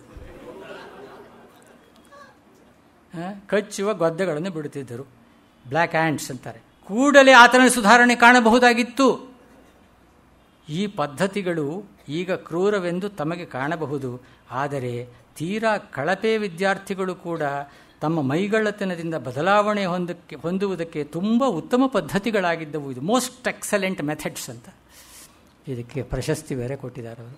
ಮೋಸ್ಟ್ ಎಕ್ಸಲೆಂಟ್ ಅದು ನಮ್ಮ ಹಿಂದಿನ ಜನ್ಮದಲ್ಲಿ ನಾವು ಇವರು ಶಿಷ್ಯರಾಗಿ ಸಿಕ್ಕಿದ್ದನ್ನೆಲ್ಲ ಅನುಭವಿಸಿದ್ವೇನೋ ಗೊತ್ತಿಲ್ಲ. ಆದರೆ ಸದ್ಯ ನಾವು ನಮ್ಮ ಕಾಲಕ್ಕೆ ನಮ್ಮ ಗುರುಗಳು ಸ್ವಲ್ಪ ನಾನು ಒಳಶುಂಠಿ ಇತ್ಯಾದಿಗಳನ್ನೆಲ್ಲ ನೆನ್ನೆ ಯಾವುದೋ ಇದು ಓದ್ತಾ ಇದ್ದೆ. ಇದು ಎಲ್ಲಿ ಅಂತ ನನಗೆ ಜ್ಞಾಪಕವಿಲ್ಲ. ಒಬ್ಬ ಹುಡುಗನ್ನ ಒಬ್ಬರು ಮೇಷ್ಟ್ರು ಕೇಳ್ತಾರೆ, ನಾನು ಹೇಳಿದ ಪಾಠ ಎಲ್ಲರಿಗೂ ಅರ್ಥವಾಯ್ತಾ? ಒಬ್ಬ ಹುಡುಗ ಬುದ್ಧಿವಂತ, ಅದೇನೋ ವಿಜ್ಞಾನದ ಪಾಠ ಎಲ್ಲೋ ಈ ಬಹುಶಃ ನಾನು ಕಸ್ತೂರಿಲಿ ಓದ್ನೋ ಏನೋ. ಆಮೇಲೆ ನನಗೆ ತಿಳಿಲಿಲ್ಲ ಸಾರ್ ಅಂತ ಬಾಯಲ್ಲಿ ಅಂತ ಕರೆದ್ರಿಂದ ಅನಾಮತ್ತು ಕಿವಿಯಿಂದ ಎತ್ತಿ ಮೇಲೆ ಕೆತ್ತಿಬಿಟ್ರಂತೆ ಅವನಿಗೆ ದಿಗ್ಭ್ರಮೆ, ನೋವು, ಹಿಂಸೆ. ಅವನು ನೋಡಿ ಇವು ಸರಿ ಮೋಸ್ಟ್ ಎಕ್ಸಲೆಂಟ್ ಮೆಥಡ್ಸ್ ಅಲ್ಲ, ಅದು ಮೋಸ್ಟ್ ಎಕ್ಸಲೆಂಟ್ ಮೆಥಡ್ಸ್ ಅಂತ ಇದನ್ನು ಆಯಿತು ಇರಲಿ. ಆಮೇಲೆ ಇಲ್ಲೊಂದು ಸ್ವಾರಸ್ಯವಾದ ಇದು ಏನು ಅಂತ ಹೇಳಿದ್ರೆ, ಆಸ್ಟ್ರಾಲಾಜಿಕಲ್ ಮ್ಯಾಗಝೈನ್ನಲ್ಲಿ ಅದೇ 1856, 1937 ಇವರ ಇದು. ಆ ಕಾಲಕ್ಕೆ ಇವ್ರಿಗೊಂದು ಕೆಲಸ ಸಿಗ್ತದೆ. ಆ ಕೆಲಸಕ್ಕೆ ಇವರು ಹಾಜರಾಗಬೇಕು. ನನಗೆ ನೇಮಕಾತಿ ಆದೇಶ ಬಂದ ಮೇಲೆ ಇವರು BA ಪಾಸ್ ಮಾಡ್ತಾರೆ. JH Bhabha, Charles Waters, J Cook, Seshadri Iyer ಇವರ ವ್ಯಾಪ್ತಿ ಇವರು ತಮ್ಮ ವಿಚಾರಕ್ಕೆ ಹೇಗೆ ನಡ್ಕೊಂಡ್ರು ಏನು ಅದನ್ನೆಲ್ಲ ವಿವರಿಸ್ತಾರೆ. ಅದು ಒಂದು ಬೇರೆ ವಿಚಾರ. ನಾನು, ನನ್ನ ಪತ್ನಿ, ನನ್ನ ಮಗು, ಒಬ್ಬ ಅಡಿಗೆಯಾತ, ಇನ್ನೊಬ್ಬ ಬ್ರಾಹ್ಮಣ ಸೇವಕ ಇವರ ಜೊತೆಯಲ್ಲಿ ಹಾಸನಕ್ಕೆ ಬೆಂಗಳೂರಿನಿಂದ ಎತ್ತಿನ ಗಾಡಿಯಲ್ಲಿ ಹೊರಟೆ. ಪ್ರಯಾಣ ಹಿತವಾಗಿತ್ತು. ದಾರಿಯಲ್ಲಿ ಅಲ್ಲಲ್ಲಿ ಗ್ರಾಮಾಂತರ ಪ್ರದೇಶದಿಂದ ನನ್ನನ್ನು ತಕ್ಕ ಗೌರವದಿಂದ ವಿಶ್ವಾಸದ ಬರಮಾಡಿಕೊಂಡರು. 114 ಮೈಲಿಗಳ ದೂರ ಪ್ರಯಾಣಕ್ಕೆ ನಮಗೆ 6 ದಿನಗಳು ಹಿಡಿಸಿತು. ಬೆಂಗಳೂರಿನಿಂದ ಹಾಸನ 6 ದಿನಗಳ ಪ್ರಯಾಣ. ದ ಪ್ರಿನ್ಸ್ ಆಮೇಲೆ ಅಲ್ಲಿ ಮನೆ ಬಾಡಿಗೆಗೆ ಹಿಡಿದ್ರು. 8 ಆಣೆಗೆ ಬಾಡಿಗೆಗೆ ಹಿಡಿದ್ರು. 1 ತಿಂಗಳಿಗೆ 8 ಆಣೆ ಬಾಡಿಗೆ. The princely rent of annas 8 per month. ಆಹಾರ ಪದಾರ್ಥಗಳ ಬೆಲೆ ಅಗ್ಗವಾಗಿತ್ತು. ತುಂಬ ಉತ್ತಮ ದರ್ಜೆಯ ಅಕ್ಕಿ 100 ಸೇರು ಅಂದರೆ ಒಂದು ಪಲ್ಲಕ್ಕೆ 4 ರೂಪಾಯಿ. ಈಗ 4 ಒಂದು ಹಿಡಿ ಅಕ್ಕಿ ಬರೋದಿಲ್ಲ. 1 ರೂಪಾಯಿಗೆ 12 ಸೇರು ಹಾಲು. ಅದೇ 1 ರೂಪಾಯಿಗೆ 48 ಸೇರು ಮೊಸರು. ಗಂಧದ ಕೊರಡಿನ ಚಕ್ಕೆಗಳು, ಸರ್ಕಾರದ ಗಂಧದ ಡಿಪೋದಲ್ಲಿ ಸಿಗ್ತಾ ಇದ್ದಿದ್ದು, ಗಂಧದ ಕೊರಡಿನ ಚಕ್ಕೆಗಳು 30 ಮಣಕ್ಕೆ 1 ರೂಪಾಯಿ. 1 ರೂಪಾಯಿಗೆ 12 ಸೇರು ಬೆಣ್ಣೆ. ಕಾಫಿ ಬೀಜ 1 ಮಣಕ್ಕೆ 4 ರಿಂದ 5 ರೂಪಾಯಿ. ಸುಲಭ ಬೆಲೆಗೆ ಸಮೃದ್ಧವಾಗಿ ಸಿಕ್ಕುತ್ತಿತ್ತು. 1 ಆಣೆಗೆ 110 ದೊಡ್ಡ ಗಾತ್ರದ ಒಳ್ಳೆಯ ನಿಂಬೆ ಹಣ್ಣುಗಳು. 110 1 ಆಣೆಗೆ. ಅದೇ 1 ಆಣೆಗೆ 25 ರಿಂದ 30 ಒಳ್ಳೆಯ ಬಾಳೆಯ ಹಣ್ಣುಗಳು. ಹೇಳಿ, ಗಾಡಿ ಭರ್ತಿ ಕಾಡು ಸೌದೆಗೆ ನಾವು ಕೊಡುತ್ತಾ ಇದ್ದಿದ್ದು 14 ಆಣೆ. ನನಗೆ ತಿಂಗಳಿಗೆ 60 ರೂಪಾಯಿ ಸಂಬಳ ಇತ್ತು. ನಾನು ಒಬ್ಬ ದೊರೆಯಾಗಿ ಬಾಳುತ್ತಿದ್ದೆ. 20-25 ರೂಪಾಯಿ ಉಳಿಸೋದಕ್ಕೆ ನನಗೆ ಸಾಧ್ಯವಾಗ್ತಾ ಇತ್ತು. ಇಷ್ಟು ಹೇಳಿದ ಮೇಲೆ ಸೂರ್ಯನಾರಾಯಣ ರಾಯರು ಹೇಳ್ತಾರೆ, what a sorrowful contrast for the present rates of prices and expenditure. 30ನೇ ಇಸ್ವಿಲಿ ಬರೆಯೋದು, 1930ನೇ ಇಸ್ವಿನ. What a contrast, what a sorrowful contrast for the present rates of prices and expenditure. 30ನೇ ಇಸ್ವಿ ರೇಟ್ಸ್ನ ಇವತ್ತು ನಮ್ಗೆ ಊಹೆ ಮಾಡ್ಕೊಳ್ಳೋಕ್ಕೂ ಆಗೋಲ್ಲ. ಇದು ಅವ್ರು ಹೇಳ್ತಾ ಇರೋದು 1880ನೇ ಇಸ್ವಿಯ ಸಂದರ್ಭ ಅದು. ಆಮೇಲೆ ಇದನ್ನು ಹೇಳಿದೆ, ಯಾವುದು ನಿಮಗೆ ನೆವರ್ ಟು ಬಿ ಫರ್ಗಾಟ್ನ್ ಎಂಪೈರ್. ಆ ದೊರೆಯ ವಂಶಸ್ಥರನ್ನು ಜೊತೆಗೆ ಸೇರಿಸಿಕೊಂಡು ಅವನು ಕರ್ಕೊಂಡು ಹೋಗಿ ಮದ್ರಾಸಲ್ಲಿ ಇವನ್ನ, ಯಾಕೆಂದರೆ ಅವನ ಗಮನಕ್ಕೆ ತರಬೇಕು. ಎಪಿಗ್ರಾಫಿ ಆಫ್ ಕರ್ನಾಟಕ, ಸೇಲಂ, ಬಳ್ಳಾರಿ, ಕರ್ನೂಲು ಜಿಲ್ಲೆಗಳ ಗೆಸಿಟೀರ್ಸ್, ಇನ್ನಿತರ ಪರ ಎಲ್ಲ ದೊರಕಿಸ್ಕೊಂಡು 1905ರಲ್ಲಿ ಪಬ್ಲಿಷ್ ಮಾಡಿದ್ರು ಅದನ್ನು. ಹಾಗೆ ಆನೆಗೊಂದಿಯ ದೊರೆ ಮದ್ರಾಸಿನಲ್ಲೇ ಇದ್ದರು. ಅಲ್ಲಿಯ ಮುಖ್ಯ ಕಾರ್ಯದರ್ಶಿ, ಮದ್ರಾಸಿನ ಆ್ಯಕ್ಟಿಂಗ್ ಗವರ್ನರ್ ಸರ್ ಆರ್ಥರ್ ಹ್ಯಾಮಿಕ್ ಅವರಲ್ಲಿಗೆ ನಾನು ಆ ದೊರೆಯನ್ನು ಕರೆದುಕೊಂಡು ಹೋಗಬೇಕಾಗಿತ್ತು. ಆ ಮಹಾನುಭಾವರು ನನ್ನನ್ನು ಈ ದೊರೆಯಾಗಿ ಬಂದಿದ್ದಾರೆಯೋ ಭಿಕ್ಷುಕರಾಗಿ ಬಂದಿದ್ದಾರೆಯೋ ಅಂತ ಕೇಳಿದಂತೆ. ಹ್ಯಾಮಿಕ್ ಇವ್ರ ಜೊತೆಲಿ ಕರ್ಕೊಂಡು ಹೋಗಿದ್ರು. ಇವರು ಯಾರು, ಬೆಂಗಳೂರು ಸೂರ್ಯನಾರಾಯಣ ರಾಯರು. ಈ ದೊರೆಯಾಗಿ ಬಂದಿದ್ದಾರೆಯೋ ಯಾಚಕರಾಗಿ ಬಂದಿದ್ದಾರೆಯೋ ಎಂದು ಕೇಳುವ ಅಹಂಭಾವ ಅವರಲ್ಲಿತ್ತು. ಅವನ ಉದ್ದಟತನ ಸಹಿಸುವುದು ನನಗೆ ಕಷ್ಟವಾಯಿತು. ಹ್ಯಾಮಿಕ್ಸ್ ಇದಕ್ಕೆ ಉತ್ತರ ಹೇಳಿದ್ರಂತೆ ಅವರು. ಹ್ಯಾಮಿಕ್ ಸಾಹೇಬರ ಪೂರ್ವಜರಾದ ಸರ್ ಫ್ರಾನ್ಸಿಸ್ ಡೇ, ಈಗಿನ ಆನಗೊಂದಿ ಸಂಸ್ಥಾನದ ಸಂಸ್ಥಾನಿಕ ದೊರೆಗಳ ಪೂರ್ವಜರಾದ ಚಂದ್ರಗಿರಿ ಅರಸರನ್ನು ಕೈಯಲ್ಲಿ ಭಿಕ್ಷಾಪಾತ್ರೆ ಹಿಡಿದುಕೊಂಡೇ with a hat in his hand ಮದರಾಸಿನಲ್ಲಿ ಒಂದಷ್ಟು ಜಾಗಕ್ಕಾಗಿ ಯಾಚಿಸಿದ ಹಾಗೆಯೇ ಈಗ ಪರಿಸ್ಥಿತಿ ತಿರುಗುಮುರುಗಾಗಿರುವುದರಿಂದ ಆ ದೊರೆಗಳ ಈಗಿನ ಉತ್ತರಾಧಿಕಾರಿಗಳು ತಮ್ಮ ಕೈಯಲ್ಲಿ ಭಿಕ್ಷಾಪಾತ್ರೆ ಹಿಡಿದುಕೊಂಡು ತಮ್ಮ ಹಕ್ಕಿನ ದೊಡ್ಡ ರಾಜವಂಶದ ರಾಜತ್ವಕ್ಕಾಗಿ ಬೇಡುತ್ತಿದ್ದಾರೆ. ನಿಮ್ಮ ಹಿರಿಯರು ಹೀಗೆ ಬಂದ್ರಪ್ಪ, ಆಗ ನಮ್ಮ ಅರಸರ ಪೂರ್ವಜರಲ್ಲಿ, ಈಗ ಪರಿಸ್ಥಿತಿ ಬದಲಾವಣೆ ಆಗಿದೆ ಅಂತ. ಹ್ಯಾಮಿಕ್ ಸಾಹೇಬರು ನನ್ನಿಂದ ಈ ಉತ್ತರ ನಿರೀಕ್ಷಿಸಿರಲಿಲ್ಲ. ನನ್ನ ಕಡೆ ತಿರುಗಿ, ನೀವು ಯಾರು ಅಂದ್ರಂತೆ. ನಾನೊಬ್ಬ ಇತಿಹಾಸಕಾರ, ಈಗ ವಿಜಯನಗರದ ಚರಿತ್ರೆ ಬರೀತಿದ್ದೇನೆ. ಈಗಿನ ಪೀಳಿಗೆಯವರು ವಿಜಯನಗರ ಸಾಮ್ರಾಜ್ಯದ ಮಹತ್ವದ ಬಗ್ಗೆ ಕಣ್ಣು ತೆರೆದು ತಮ್ಮ ಪೂರ್ವಿಕರು ಎಷ್ಟು ಉನ್ನತವಾಗಿ ಬಾಳಿದರು ಎಂದು ತಿಳಿಯುವಂತಾಗಲಿ ಎಂದು ಈ ಮೂಲಕ ತಿಳಿಸುವುದು ಉದ್ದೇಶ. ಪುಸ್ತಕ ಎಡಿಸನ್ ಆ್ಯಂಡ್ ಕಂಪನಿ ಅಲ್ಲಿ ಪ್ರಕಟಗೊಂಡಿತು. 1905 ಜನವರಿ 1ನೇ ತಾರೀಕು ಪ್ರಕಟಗೊಂಡಿತದು. ಆಮೇಲೆ ಅವರೇ ಕೃಷ್ಣದೇವರಾಯನ ಪ್ರಸಿದ್ಧವಾದ ಆಸ್ಥಾನಕ್ಕೆ ವಿವರ್ಣಿಸಿರೋ ಹಾಗೆ ಭಾವಚಿತ್ರ ರೂಪಿಸಿದೆ. ಮೈಸೂರಿನ ಚಿತ್ರಕಲಾವಿದ ಶ್ಯಾಮರಾವ್ ಅನ್ನೋರ ಕಡೆಯಿಂದ ಬರೆಸಿದರಂತೆ. ಈಗ ಚರಿತ್ರೆಗಳಲ್ಲಿ ಪ್ರಸಿದ್ಧವಾಗಿರೋದು ಅದೇ ಚಿತ್ರ ಅಂತ ಅವರು ಹೇಳ್ತಾರೆ. ಕೆಲವರು ಕೃತಜ್ಞತೆ ಕೂಡ ಹಾಕಿಲ್ಲ ಅಂತಂತಾರೆ. ಅದಾದ ಮೇಲೆ 2 ಐರಿಷ್ ಪತ್ರಿಕೆಗಳು, 2-3 ಐರಿಷ್ ಪತ್ರಿಕೆಗಳು ತುಂಬ ಪ್ರಶಂಸೆ ಮಾಡಿದವು ಅಂತ ಹೇಳ್ತಾರೆ. ಶಿಕ್ಷಣ ಇಲಾಖೆಯಲ್ಲಿ ಇದನ್ನು ತಗೊಳ್ಬೇಕು ಅಂತಂದಾಗ ನೀವು ಜ್ಯೋತಿಷ್ಯದ ಜಾಹೀರಾತೆಲ್ಲ ಹಾಕ್ಕೊಂಡಿದ್ದೀರಿ, ಅಂದರೆ ಈ ಜ್ಯೋತಿಷದ ಈ ಪುಸ್ತಕ ಬರೆದಿದ್ದೀನಿ, ನಾನು ಜ್ಯೋತಿಷ್ಯ ಹೇಳ್ತೀನಿ, ನಿಮ್ಮ ಜಾತಕಗಳನ್ನ ನಂಗೆ ತೋರಿಸ್ಬೋದು ಅನ್ನೋ ಜಾಹೀರಾತು ಹಾಕಿದ್ರು. ಆಮೇಲೆ ಅದರಲ್ಲಿ ಫ್ರಾಂಟಿಸ್ಪೀಸ್ ಏನು ಹಾಕಿದ್ರು ಅಂದರೆ, ಇವರು ಸಂಧ್ಯಾವಂದನೆ ಮಾಡ್ತಾ ಇವರ ಉತ್ತರೀಯದ ಒಳಗಡೆ ಇವರು ಜನಿವಾರ ಹಿಡ್ಕೊಂಡು ಕೂತಿದಾರಲ್ಲ, ಅದು ಹಾಕ್ಕೊಂಡಿದ್ರು ಇವರು. ಅದು ತೆಗೆದುಬಿಡಿ ಅಂದ್ರು ಅವರು. ಇದು ಪಬ್ಲಿಕ್ಗೆ ನಾವು ಇದು ಮಾಡ್ತೀವಿ, ನಮ್ಮ ಅಪ್ರಾಣಿಗೂ ತೆಗೆಯೋದಿಲ್ಲ ಅಂದರು. ತೆಗೆಯೋದಿಲ್ಲ ಹಾಗಾದ್ರೆ ಕಷ್ಟ ಆಗ್ತದೆ, ನಾವು ಪುಸ್ತಕ ಇದು ರೆಕಮೆಂಡ್ ಮಾಡೋಕ್ಕಾಗೋದಿಲ್ಲ ಟೆಕ್ಸ್ಟ್ ಆಗಿಂದ, ಬಿಟ್ಬಿಡಿ ಹಾಗಾದರೆ. ಅವರು ಆಮೇಲೆ ಏನು ಮಾಡಿದ್ರು, ಇವ್ರು ಪುಸ್ತಕ ಹಚ್ಚಾಕೊಂಡ್ರು, ಒಂದು 2-3 ಕಾಪಿ ಅವ್ರು ಕೊಂಡ್ಕೊಂಡ್ರೆ ಹೊರತು ಇದಕ್ಕೆ ಸರ್ಕಾರದ ಕಡೆಯಿಂದ ಅವರಿಗೆ ನಾನು ಆತ್ಮಾಭಿಮಾನ ಬಿಡೋಕ್ಕೆ ಸಿದ್ಧವಾಗಿಲ್ಲ ಹಾಗೆ ಅಂತ ಹೇಳಿದ್ರು. ಆಮೇಲೆ ಅದಕ್ಕೆ ನೀವೇ ಅನುಭವಿಸಿದ್ದು.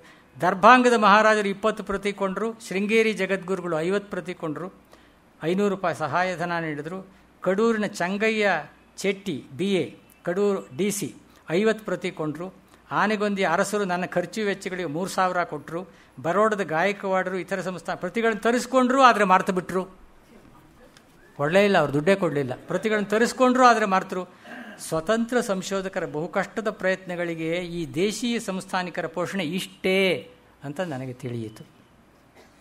ಮೈಸೂರಿನ ಆಸ್ಥಾನ ಕೂಡ ನನ್ನ ಆಪ್ತ ಸ್ನೇಹಿತರು ಕೌನ್ಸಿಲರ್ BK ವೆಂಕಟವರದಯ್ಯಂಗಾರ್ಯ ಪ್ರಭಾವದಿಂದಾಗಿ ಮೈಸೂರಿಗನಾದ ನನ್ನ ವಿಷಯದಲ್ಲಿ ಸಂಸ್ಥಾನಕ್ಕೆ ಹೆಸರು ತಂದವನು ಎಂಬುದರಿಂದಾಗಿ ಉದಾರ ಬುದ್ಧಿಯಿಂದ 50 ಪ್ರತಿ ಕೊಂಡುಕೊಂಡರು. 1 ವರ್ಷ ಪತ್ರ ವ್ಯವಹಾರ ಮಾಡಿದ ಮೇಲೆ 150 ರೂಪಾಯಿ ಕಳಿಸ್ಕೊಟ್ರು. ಪರಿಸ್ಥಿತಿ ಈಗಲೂ ಹಾಗೆ ಇದೆ. ನಮಗೆ ಬೇಕಾಗಿರೋದು ಇಂಥ ಪುಸ್ತಕವಲ್ಲ ಎಂದು ಸಂಸ್ಥಾನಿಕರು ಹೇಳಬಹುದು. ಅಯ್ಯೋ, ಇವೆಲ್ಲ ನಮಗೆ ಗೊತ್ತಿರೋದೇ, ತಪ್ಪೋ ಸರಿಯೋ. ನಾನಾದರೂ ದೇಶೀಯ ಸಂಸ್ಥಾನಿಕರ ಎದುರು ಪೋಷಣೆಗಾಗಿ ಡೊಗ್ಗು ಸಲಾಮ್ ಹಾಕಲಿಲ್ಲ. ನನ್ನ ಪುಸ್ತಕಗಳು ತಮ್ಮ ಯೋಗ್ಯತೆಯ ಮೇಲೆ ನಿಲ್ಲುತ್ತವೆ, ಇಲ್ಲವೇ ಸಾಯುತ್ತವೆ. ನಾವನ್ನು ತಮ್ಮ ಪುಸ್ತಕದ ಯೋಗ್ಯತೆ ಮೇಲೆ ನಿಲ್ಲುತ್ತವೆ, ಇಲ್ಲ ಸಾಯ್. ಆದರೆ ಇವು ನಿಷ್ಪ್ರಯೋಜಕಗಳನ್ನು, ನಿರರ್ಥಗಳನ್ನು ಈವರೆಗೆ ತಳ್ಳಿ ಹಾಕಿಲ್ಲ ಎನ್ನುವುದು ನನಗೆ ಸಮಾಧಾನದ ಸಂಗತಿ. ಈಚೆಗೆ ಅದು ಅನುವಾದ ಆಗಿದೆ. ಇನ್ನು ಕೊನೆಗೆ ಇನ್ನೊಂದು 10 ನಿಮಿಷದಲ್ಲಿ, ಈ ಒಂದು ಕಾಲದಲ್ಲಿ ನಮ್ಮ ಸರ್ ಎಂ ವಿಶ್ವೇಶ್ವರಯ್ಯನವರ ಬಂಧು ಕುಟುಂಬ ವರ್ಗಕ್ಕೆ ಸೇರಿದಂಥ ವಿ ಲಕ್ಷ್ಮೀಪತಿಯ ಅಂತನೋ ಅವ್ರದ್ದು ಹಸ್ತಪ್ರತಿ ಇದೆ. ಯಾಕೆಂದರೆ ಅವ್ರದ್ದು ಪ್ರಕಟವಾಗಲಿ ಅಂತ ಹೇಳಿ ಅವರು ಮಾಡಲಿಲ್ಲ. ಆತ್ಮಕಥೆ ಬರೆದ್ರು. 1930 ಆ ಸುಮಾರಲ್ಲಿ ಅವರು ಬರೆದರು. ಅವರು ಈ ಮಂಡಿಕಲ್ ರಾಮಶಾಸ್ತ್ರಿಗಳ ವಿಚಾರ ಹೆಚ್ಚಾಗಿ, ಅವ್ರ ಗ್ರಂಥಗಳು ಹೆಚ್ಚಾಗಿದೆ, ಅದರ ಬಗ್ಗೆ ಪ್ರಚಾರವಿದೆ, ಒಂದು ಪ್ರತಿಷ್ಠಾನವಿದೆ. ಅವರ ಪರಿಚಯ ಅದು. ಯಾಕೆಂದರೆ ಅವ್ರ ಪುಸ್ತಕದಲ್ಲಿ ಎಲ್ಲೂ ನನಗೆ ಕಾಣಿಸ್ಲಿಲ್ಲ. ಇವರು ಹೈಸ್ಕೂಲ್ ಹೆಡ್ ಮಾಸ್ಟರ್ ಆಗಿದ್ದರು, ಹೈಸ್ಕೂಲಿನಲ್ಲಿ ಉಪಾಧ್ಯಾಯರಾಗಿದ್ದರು. ಆಮೇಲೆ ಸಂಸ್ಕೃತ ಪಾಠಶಾಲೆಯಲ್ಲಿ, ಇವರು ಮೈಸೂರಿನ ಸಂಸ್ಕೃತ ಪಾಠಶಾಲೆಯಲ್ಲಿ ಪ್ರಿನ್ಸಿಪಾಲ್ ಆಗಿದ್ದರು. ಇವರು ಪ್ರಿನ್ಸಿಪಾಲ್ ಬೇಕಾದಷ್ಟು ಸಂಸ್ಕೃತ ಓದ್ಕೊಂಡಿದ್ರು. BA ಸಂಸ್ಕೃತ ಆಯಿತು, MA ಮಾಡಬೇಕು ಅಂದರೂ ಆಗಲಿಲ್ಲ. ಅದು ಭಾಳ ಕಷ್ಟಪಟ್ಟರು ಇದೆಲ್ಲ. ಆಮೇಲೆ ಅವರು ರಸ್ತೆಯಲ್ಲಿ B ರಾಮಕೃಷ್ಣರಾವ್ ಅವರು ಶ್ರೀಮನ್ ಮಹಾರಾಜ ರಾಜವಂಶಾವಳಿ ಪುಸ್ತಕ ಇದೆಯಲ್ಲ, ಅದನ್ನು ಬರೆದವರು. ಇವ್ರನ್ನ ಕೇಳಿದ್ರಂತೆ, ಅವ್ರ ಮಕ್ಕಳಿಗೆಲ್ಲ ಇವರು ಪಾಠ ಹೇಳಿದರು. ಅದು ಒಂದು ಸ್ವಾರಸ್ಯವಾದ ಕಥೆ. ಅವರು ನಿಮಗೆ ಸಂಸ್ಕೃತ ಎಷ್ಟು ಗೊತ್ತು ಅಂತ ಕೇಳಿದ್ರಂತೆ ಅವ್ರನ್ನ. ರಸ್ತೆಯಲ್ಲಿ ಕೇಳಿದ್ರೆ, ಹೇಗೆ ಸ್ವಾಮಿ, ಸಂಸ್ಕೃತ ಪಾಠಶಾಲೆಯಲ್ಲಿ ನಿಮ್ಮ ವಿದ್ವಾಂಸರನ್ನೆಲ್ಲ ಬರಮಾಡಿ ಅಲ್ಲಿ ಪರೀಕ್ಷೆ ಮಾಡಿ ನನ್ನ ಅಂತ ಉತ್ತರ ಹೇಳಿದ್ರಂತೆ. ಅದೇ ರೀತಿ ಅಲ್ಲಿ ಎಲ್ಲ ಘನಪಾಠಿಗಳು ಅವರು ದೊಡ್ಡ ಅದು ಸಂಸ್ಕೃತದಲ್ಲಿ ನಿರರ್ಗಳವಾಗಿ ಅಲ್ಲಿ ಮಾತನಾಡಿದ್ರು. ಆಮೇಲೆ ಇವರಿಗೆ ಸ್ವಲ್ಪ ಕಾಲ, ಒಂದು 2 ವರ್ಷ 3 ವರ್ಷ ಅಲ್ಲಿ ಪ್ರಿನ್ಸಿಪಾಲ್ ಆಗಿ ಇವರು ಕೆಲಸ ಕೊಟ್ಟರು. ಆಮೇಲೆ ಇನ್ನೇನೋ ತಾಪತ್ರಯವಾಯಿತು. ಅದು ಇದು ಪ್ರಶ್ನೆ ಪತ್ರಿಕೆಯಲ್ಲಿ ಹೀಗಾಗಿದೆ ಹಾಗಾಗಿದೆ, ನೀವು ತರಿಸಿ ನೋಡ್ಬೇಕು. ನಾನು ಹಾಗೆ ನೋಡಿ, ಆ ಕಾಲದಲ್ಲೂ ಇದೆಲ್ಲ ಇತ್ತು. ಅದೆಲ್ಲ ತರಿಸಿ ಆ ಫಿಲಾಸಫಿ ಪೇಪರ್ ಕಳಿಸ್ಕೊಡಿ ಹಾಗೆ ಅದೆಲ್ಲ ಬರೆದಿಯಾರು ಅವರು. ಆಯಿತು. ಎಲ್ಲಿ 1915-16 ಸಮಾಚಾರ ನಾನು ಹೇಳ್ತಾ ಇರೋದು ಕೊಂಡ್ರು. ಯಾರೋ ಆಗದೇ ಇರೋರು ನನ್ನ ಬಗ್ಗೆ ಚಾಡಿ ಹೇಳಿದರು. ಹೀಗಾಯಿತು. ಆಮೇಲೆ ನಾನು ಇದರಿಂದ ಮುಕ್ತನ ಅವ್ರು ಹೇಳ್ತಾರೆ, ನನಗೆ ನಿವೃತ್ತಿಯ ದಿವಸದಲ್ಲಿ ಎಲ್ಲಿ ಕೋಟೆ ಹೈಸ್ಕೂಲು ಅಥವಾ ಎಲ್ಲೋ ಕೆಲಸ ಮಾಡ್ತಾಯಿದ್ದರು, ನಾನು ಪಾಠ ಹೇಳಿದ ಈ ಶಾಲೆಗೆ 3 ಪ್ರದಕ್ಷಿಣೆ ಬಂದು ನಮಸ್ಕಾರ ಮಾಡಿ ನಾನು 3 ಪ್ರದಕ್ಷಿಣೆ ಬಂದಿರುತ್ತೆ ಸಾಕು. ಇದು ಹಾಗೆ ಎಷ್ಟು ಕಷ್ಟ ಇರ್ತಿತ್ತು ಆ ಕಾಲದಲ್ಲಿ ಹಾಗೆ ಅಂತ ಹೇಳಿ. ಅವರು ಮಂಡಿಕಲ್ ರಾಮಶಾಸ್ತ್ರಿಗಳ ಪರಿಚಯ ಆಯಿತಂತೆ ಮೈಸೂರಿಗೆ ಬಂದ ಮೇಲೆ. ಆ ಮಹಾಕವಿಯು ಕುಂಭಾಭಿಷೇಕ ಚಂಪು ಮತ್ತು ಪ್ರತಿಸಂದೇಶ ಎಂಬ 2 ಗ್ರಂಥಗಳ ಮೂಲ ಪ್ರತಿಗಳನ್ನು ನನ್ನಿಂದಲೇ ಬರೆಯಿಸಿದರು. ಇದೆಲ್ಲೂ ದಾಖಲಾಗಿಲ್ಲ. ನನ್ನಿಂದಲೇ ಬರೆಯಿಸಿದರು. ಅವರು ಪೂರ್ವದಲ್ಲಿಯೇ ರಚಿಸಿದ್ದ ಭೈಮಿ ಪರಿಣಯದ ಒಂದು ಪ್ರತಿಯನ್ನು ನನಗೆ ಓದುವುದಕ್ಕಾಗಿ ಕೊಟ್ಟು ಕೃಪೆ ಮಾಡಿಕೊಟ್ಟರು.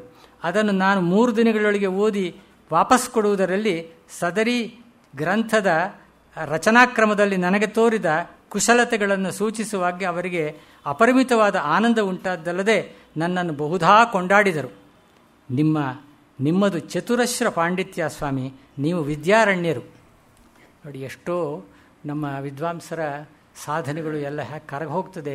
ಬರವಣಿಗೆಯಲ್ಲಿ ಏನಾದರೂ ಇಡದೇ ಇದ್ದರೆ ಹೇಗೆ ಅವರು ಆಬ್ಲಿವಿಯನ್ ವಿಸ್ಮೃತಿಯ ಲೋಕಕ್ಕೆ ಹೊರಟು ಹೋಗ್ತಾರೆ ಅಂತ ಅನ್ನೋದಕ್ಕೆ ಇದೊಂದು ಪ್ರತ್ಯಕ್ಷವಾದ ಉದಾಹರಣೆ. ನಿಮ್ಮದು ಚತುರಶ್ರ ಪಾಂಡಿತ್ಯ ಸ್ವಾಮಿ, ನೀವು ವಿದ್ಯಾರಣ್ಯರು. ಓದುವುದರಲ್ಲಾಗಲಿ ಬರೆಯುವುದರಲ್ಲಾಗಲಿ ನಿಮಗೆ ತಿಳಿಯದ ವಿಷಯವೇ ಇಲ್ಲ ಎಂದು ಹೇಳುವುದು. ಮಂಡಿಕಲ್ ರಾಮಶಾಸ್ತ್ರಿಗಳು ಪರಿಚಯವಾದ ನನಗೆ ಮೈಸೂರು ಪಟ್ಟಣದ ಇತರ ವೈದಿಕ ಸಾರ್ವಭೌಮರ ಪರಿಚಯ ಉಂಟಾಯಿತು. ನಾನು ವಿದ್ಯಾ ಇಲಾಖೆಯವನಾದ್ದರಿಂದ ಇತರ ಇಲಾಖೆಗಳವರೊಂದಿಗೆ ನನಗಾಗಲಿ ನನ್ನೊಂದಿಗೆ ಇತರರಿಗಾಗಲಿ ಸಾಂಗತ್ಯ ಉಂಟಾಗದೆ ನಾನು ಕಾಲವನ್ನು ಕಳೆಯುತ್ತಿದ್ದೆ. ವಿದ್ಯಾ ಇಲಾಖೆ ಅವರೆಲ್ಲ ಪೌರೋಹಿತ್ಯ, ಅದು ಇದು ವಿದ್ವಾಂಸರ ಪ್ರಪಂಚ ಅದಿತ್ತು. ಇವರು ಸ್ಕೂಲು ಟೀಚರ್ ಆಗಿದ್ದರು, ಹಾಗಾಗಿದ್ದಾಗಲ್ಲ ಹಾಗೆ ಅಂತ. ಆಮೇಲೆ ಇದನ್ನು ಹೇಳಿದೆ ನಾನು. ಅದು ಇವರಿಬ್ಬರು ಮಕ್ಕಳಿದ್ದರಂತೆ. ಒಬ್ಬರು ಅವರ ಹೆಸರುಗಳು ಇಲ್ಲೇನೋ ಹೇಳಿದ್ದಾರೆ.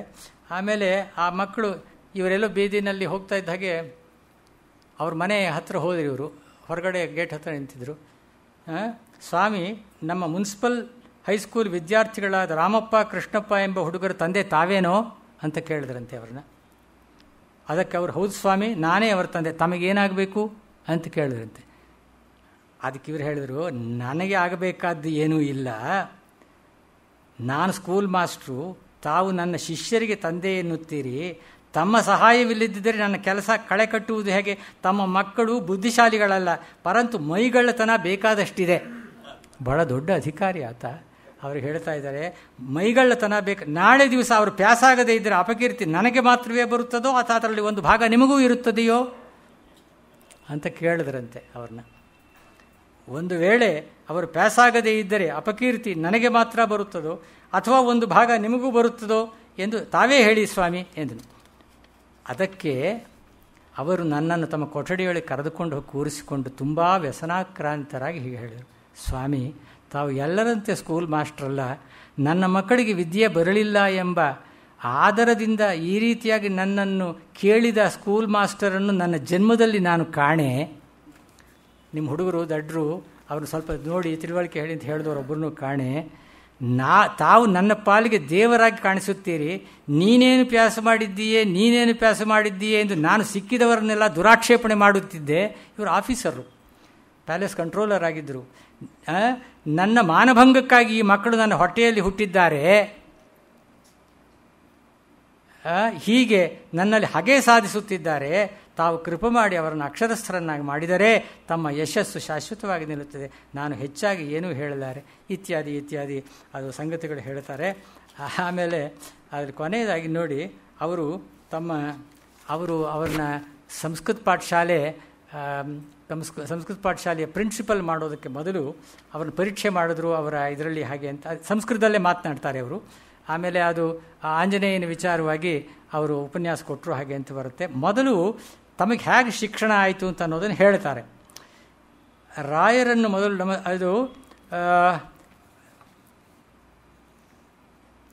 ನಾನು ಹುಟ್ಟಿ ಬೆಳೆದ ಸ್ಥಳಗಳನ್ನು, ನಾನು ಕಲಿತ ಭಾಷೆಗಳನ್ನು, ನನ್ನ ವಿದ್ಯಾಗುರುಗಳ ಹೆಸರುಗಳನ್ನು ಹೇಳುವುದರಲ್ಲಿ 1884ರಿಂದ 1901ರವರೆಗೆ ಬೆಂಗಳೂರಿನಲ್ಲಿ ನಾನು ಇರುವಾಗೆ ನನಗೆ ಪಾಠ ಹೇಳಿದ ಗುರುಗಳು 18 ಮಂದಿ ಹೆಸರುಗಳನ್ನು ಹೇಳಿದೆ. ಅವುಗಳಲ್ಲಿ ಮುಖ್ಯವಾಗಿ ಕಾವ್ಯಗಳನ್ನು, ಚಂಪುಗಳನ್ನು, 35 ನಾಟಕಾದಿಗಳನ್ನು, ಯೋಗಶಾಸ್ತ್ರವನ್ನು, ಸಾಂಖ್ಯಶಾಸ್ತ್ರವನ್ನು ಸಹ ನನಗೆ ಪಾಠ ಹೇಳಿದ ಮಹಾನುಭಾವರಾದ ಚಪ್ಪಲ್ಲಿ ವಿಶ್ವೇಶ್ವರ ಶಾಸ್ತ್ರಿಗಳು. ಇವರ ವಿಚಾರ DVG ಅವರು ಬರೀತಾರೆ. ಶ್ರೀವಿದ್ಯೆ, ಲಘುಸ್ತುತಿ, ಸೌಂದರ್ಯ ಲಹರಿ, ಮೂಕ ಪಂಚಾಶತಿ ಮುಂತಾದವುಗಳನ್ನು ಪಾಠ ಹೇಳಿದ ಗೋಪಾಲಕೃಷ್ಣ ಶಾಸ್ತ್ರಿಗಳು. ಚಿಕ್ಕಬಳ್ಳಾಪುರದ ಸಂಸ್ಕೃತ ಪಾಠಶಾಲಾಧ್ಯಕ್ಷರಾದ ರಾಜಗೋಪಾಲಾಚಾರ್ಯರು. ಸಾಗ್ಯರೆ ನಾರಾಯಣ ಶಾಸ್ತ್ರಿಗಳವರನ್ನು ವ್ಯಾಕರಣಶಾಸ್ತ್ರವನ್ನು ಮಹಾಭಾಷ್ಯಾಂತವಾಗಿ ಓದುವಂತೆ ನನಗೆ ವಿದ್ಯೆಯನ್ನು ದಾನ ಮಾಡಿದ ಮಹಾನುಭಾವರು ಹೊಸಕೋಟೆ ರಾಮಶಾಸ್ತ್ರಿಗಳು, ಕ್ಯಾಲನೂರು ಶ್ರೀನಿವಾಸ ಶಾಸ್ತ್ರಿಗಳು ಮತ್ತು ಅವರ ಪ್ರಿಯ ಶಿಷ್ಯ ಲಕ್ಷ್ಮೀನಾರಾಯಣ ಶಾಸ್ತ್ರಿಗಳವರು, ಕುಂಡಲಗಿರಿ ಆಚಾರ್ಯರು ಮತ್ತು ಕರಿಗಿರಿ ಆಚಾರ್ಯರು. ಇವರುಗಳ ಹೆಸರುಗಳನ್ನು ಚಿತ್ರಮೀಮಾಂಸಾ, ಪ್ರಬೋಧ ಚಂದ್ರೋದಯ, ಆಪಸ್ತಂಭ ಯಜ್ಞ ಪರಿಭಾಷಾ ಪಾಠಗಳನ್ನು ಹೇಳಿದ ಮಹಾಮಹಿಮೆಯುಳ್ಳ ಗುರು ವಿದ್ಯಾನಿಧಿ ಸೊಂಡೇಕೊಪ್ಪಂ ನಾರಾಯಣ ಶಾಸ್ತ್ರಿಗಳನ್ನು, ತಮಗೆ ಗೊತ್ತಿರಬೇಕು ಇದು, ಸೊಂಡೇಕೊಪ್ಪ ನಾರಾಯಣ ಶಾಸ್ತ್ರಿಗಳನ್ನು, ಚಿತ್ರಕವಿತ್ವದ ರಹಸ್ಯಗಳನ್ನೆಲ್ಲ ನನಗೆ ಬೋಧಿಸಿದ ಸರಸಕವಿ ಸಾರ್ವಭೌಮರಾದ ಶುತ್ತಿಪಾಟ್ಟು ಕೃಷ್ಣಾಚಾರ್ಯರನ್ನು, ಶಾರೀರಿಕ ಮೀಮಾಂಸಾ ಬ್ರಹ್ಮಸೂತ್ರ ಭಾಷ್ಯ ಶಾಂತಿಯನ್ನು ಮಾಡಿಸಿದ ವಿದ್ಯಾಸಾಗರರಾದ ಶ್ರೀಮತು ಸೊಂಡೇಕೊಪ್ಪಂ ಗಂಗಾಧರ ಶಾಸ್ತ್ರಿಗಳವರನ್ನು ಆ ದಿನ ಸಭೆಯಲ್ಲಿ ಸ್ಮರಿಸಿ ನಾಮೋಚ್ಚಾರಣೆ ಮಾಡಿ ನಮಸ್ಕರಿಸಿದ್ದು ಆಯಿತು. ಅದಾದ ಮೇಲೆ ಒಂದು ಉಪನ್ಯಾಸ ಮಾಡಿದೆ ನಾನು. ಆಮೇಲೆ ನನಗೆ 210 ರೂಪಾಯಿನ ಸಂಬಳ ಇದ್ದಿದ್ದು 240 ರೂಪಾಯಿಗೆ ನನಗೆ, ಆ ಕಾಲಕ್ಕೆ 240 ರೂಪಾಯಿ ಸಂಬಳ ಜಾಸ್ತಿನೇ. ನಾನು 3 ವರ್ಷ 75 ರೂಪಾಯಿಗೆ ಮೇಷ್ಟ್ರಾಗಿದ್ದೆ ನಾನು.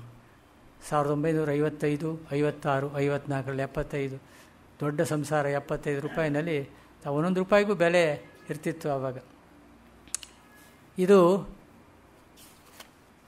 ಇನ್ನೇನು ಕೊನೆಗೆ ಬಂದಿದ್ದೀನಿ ನಾನು. ಅದರಲ್ಲಿ ರೈಟ್ ಆನರಬಲ್ ಶ್ರೀನಿವಾಸ ಶಾಸ್ತ್ರಿಗಳ ವಿಚಾರ. ಅದು ಕುಂಭಕೋಣದ ಹತ್ತಿರ ಒಂದು ಬಡ ಬ್ರಾಹ್ಮಣ ಕುಟುಂಬದಲ್ಲಿ ಅವರು ಹುಟ್ಟಿದರು.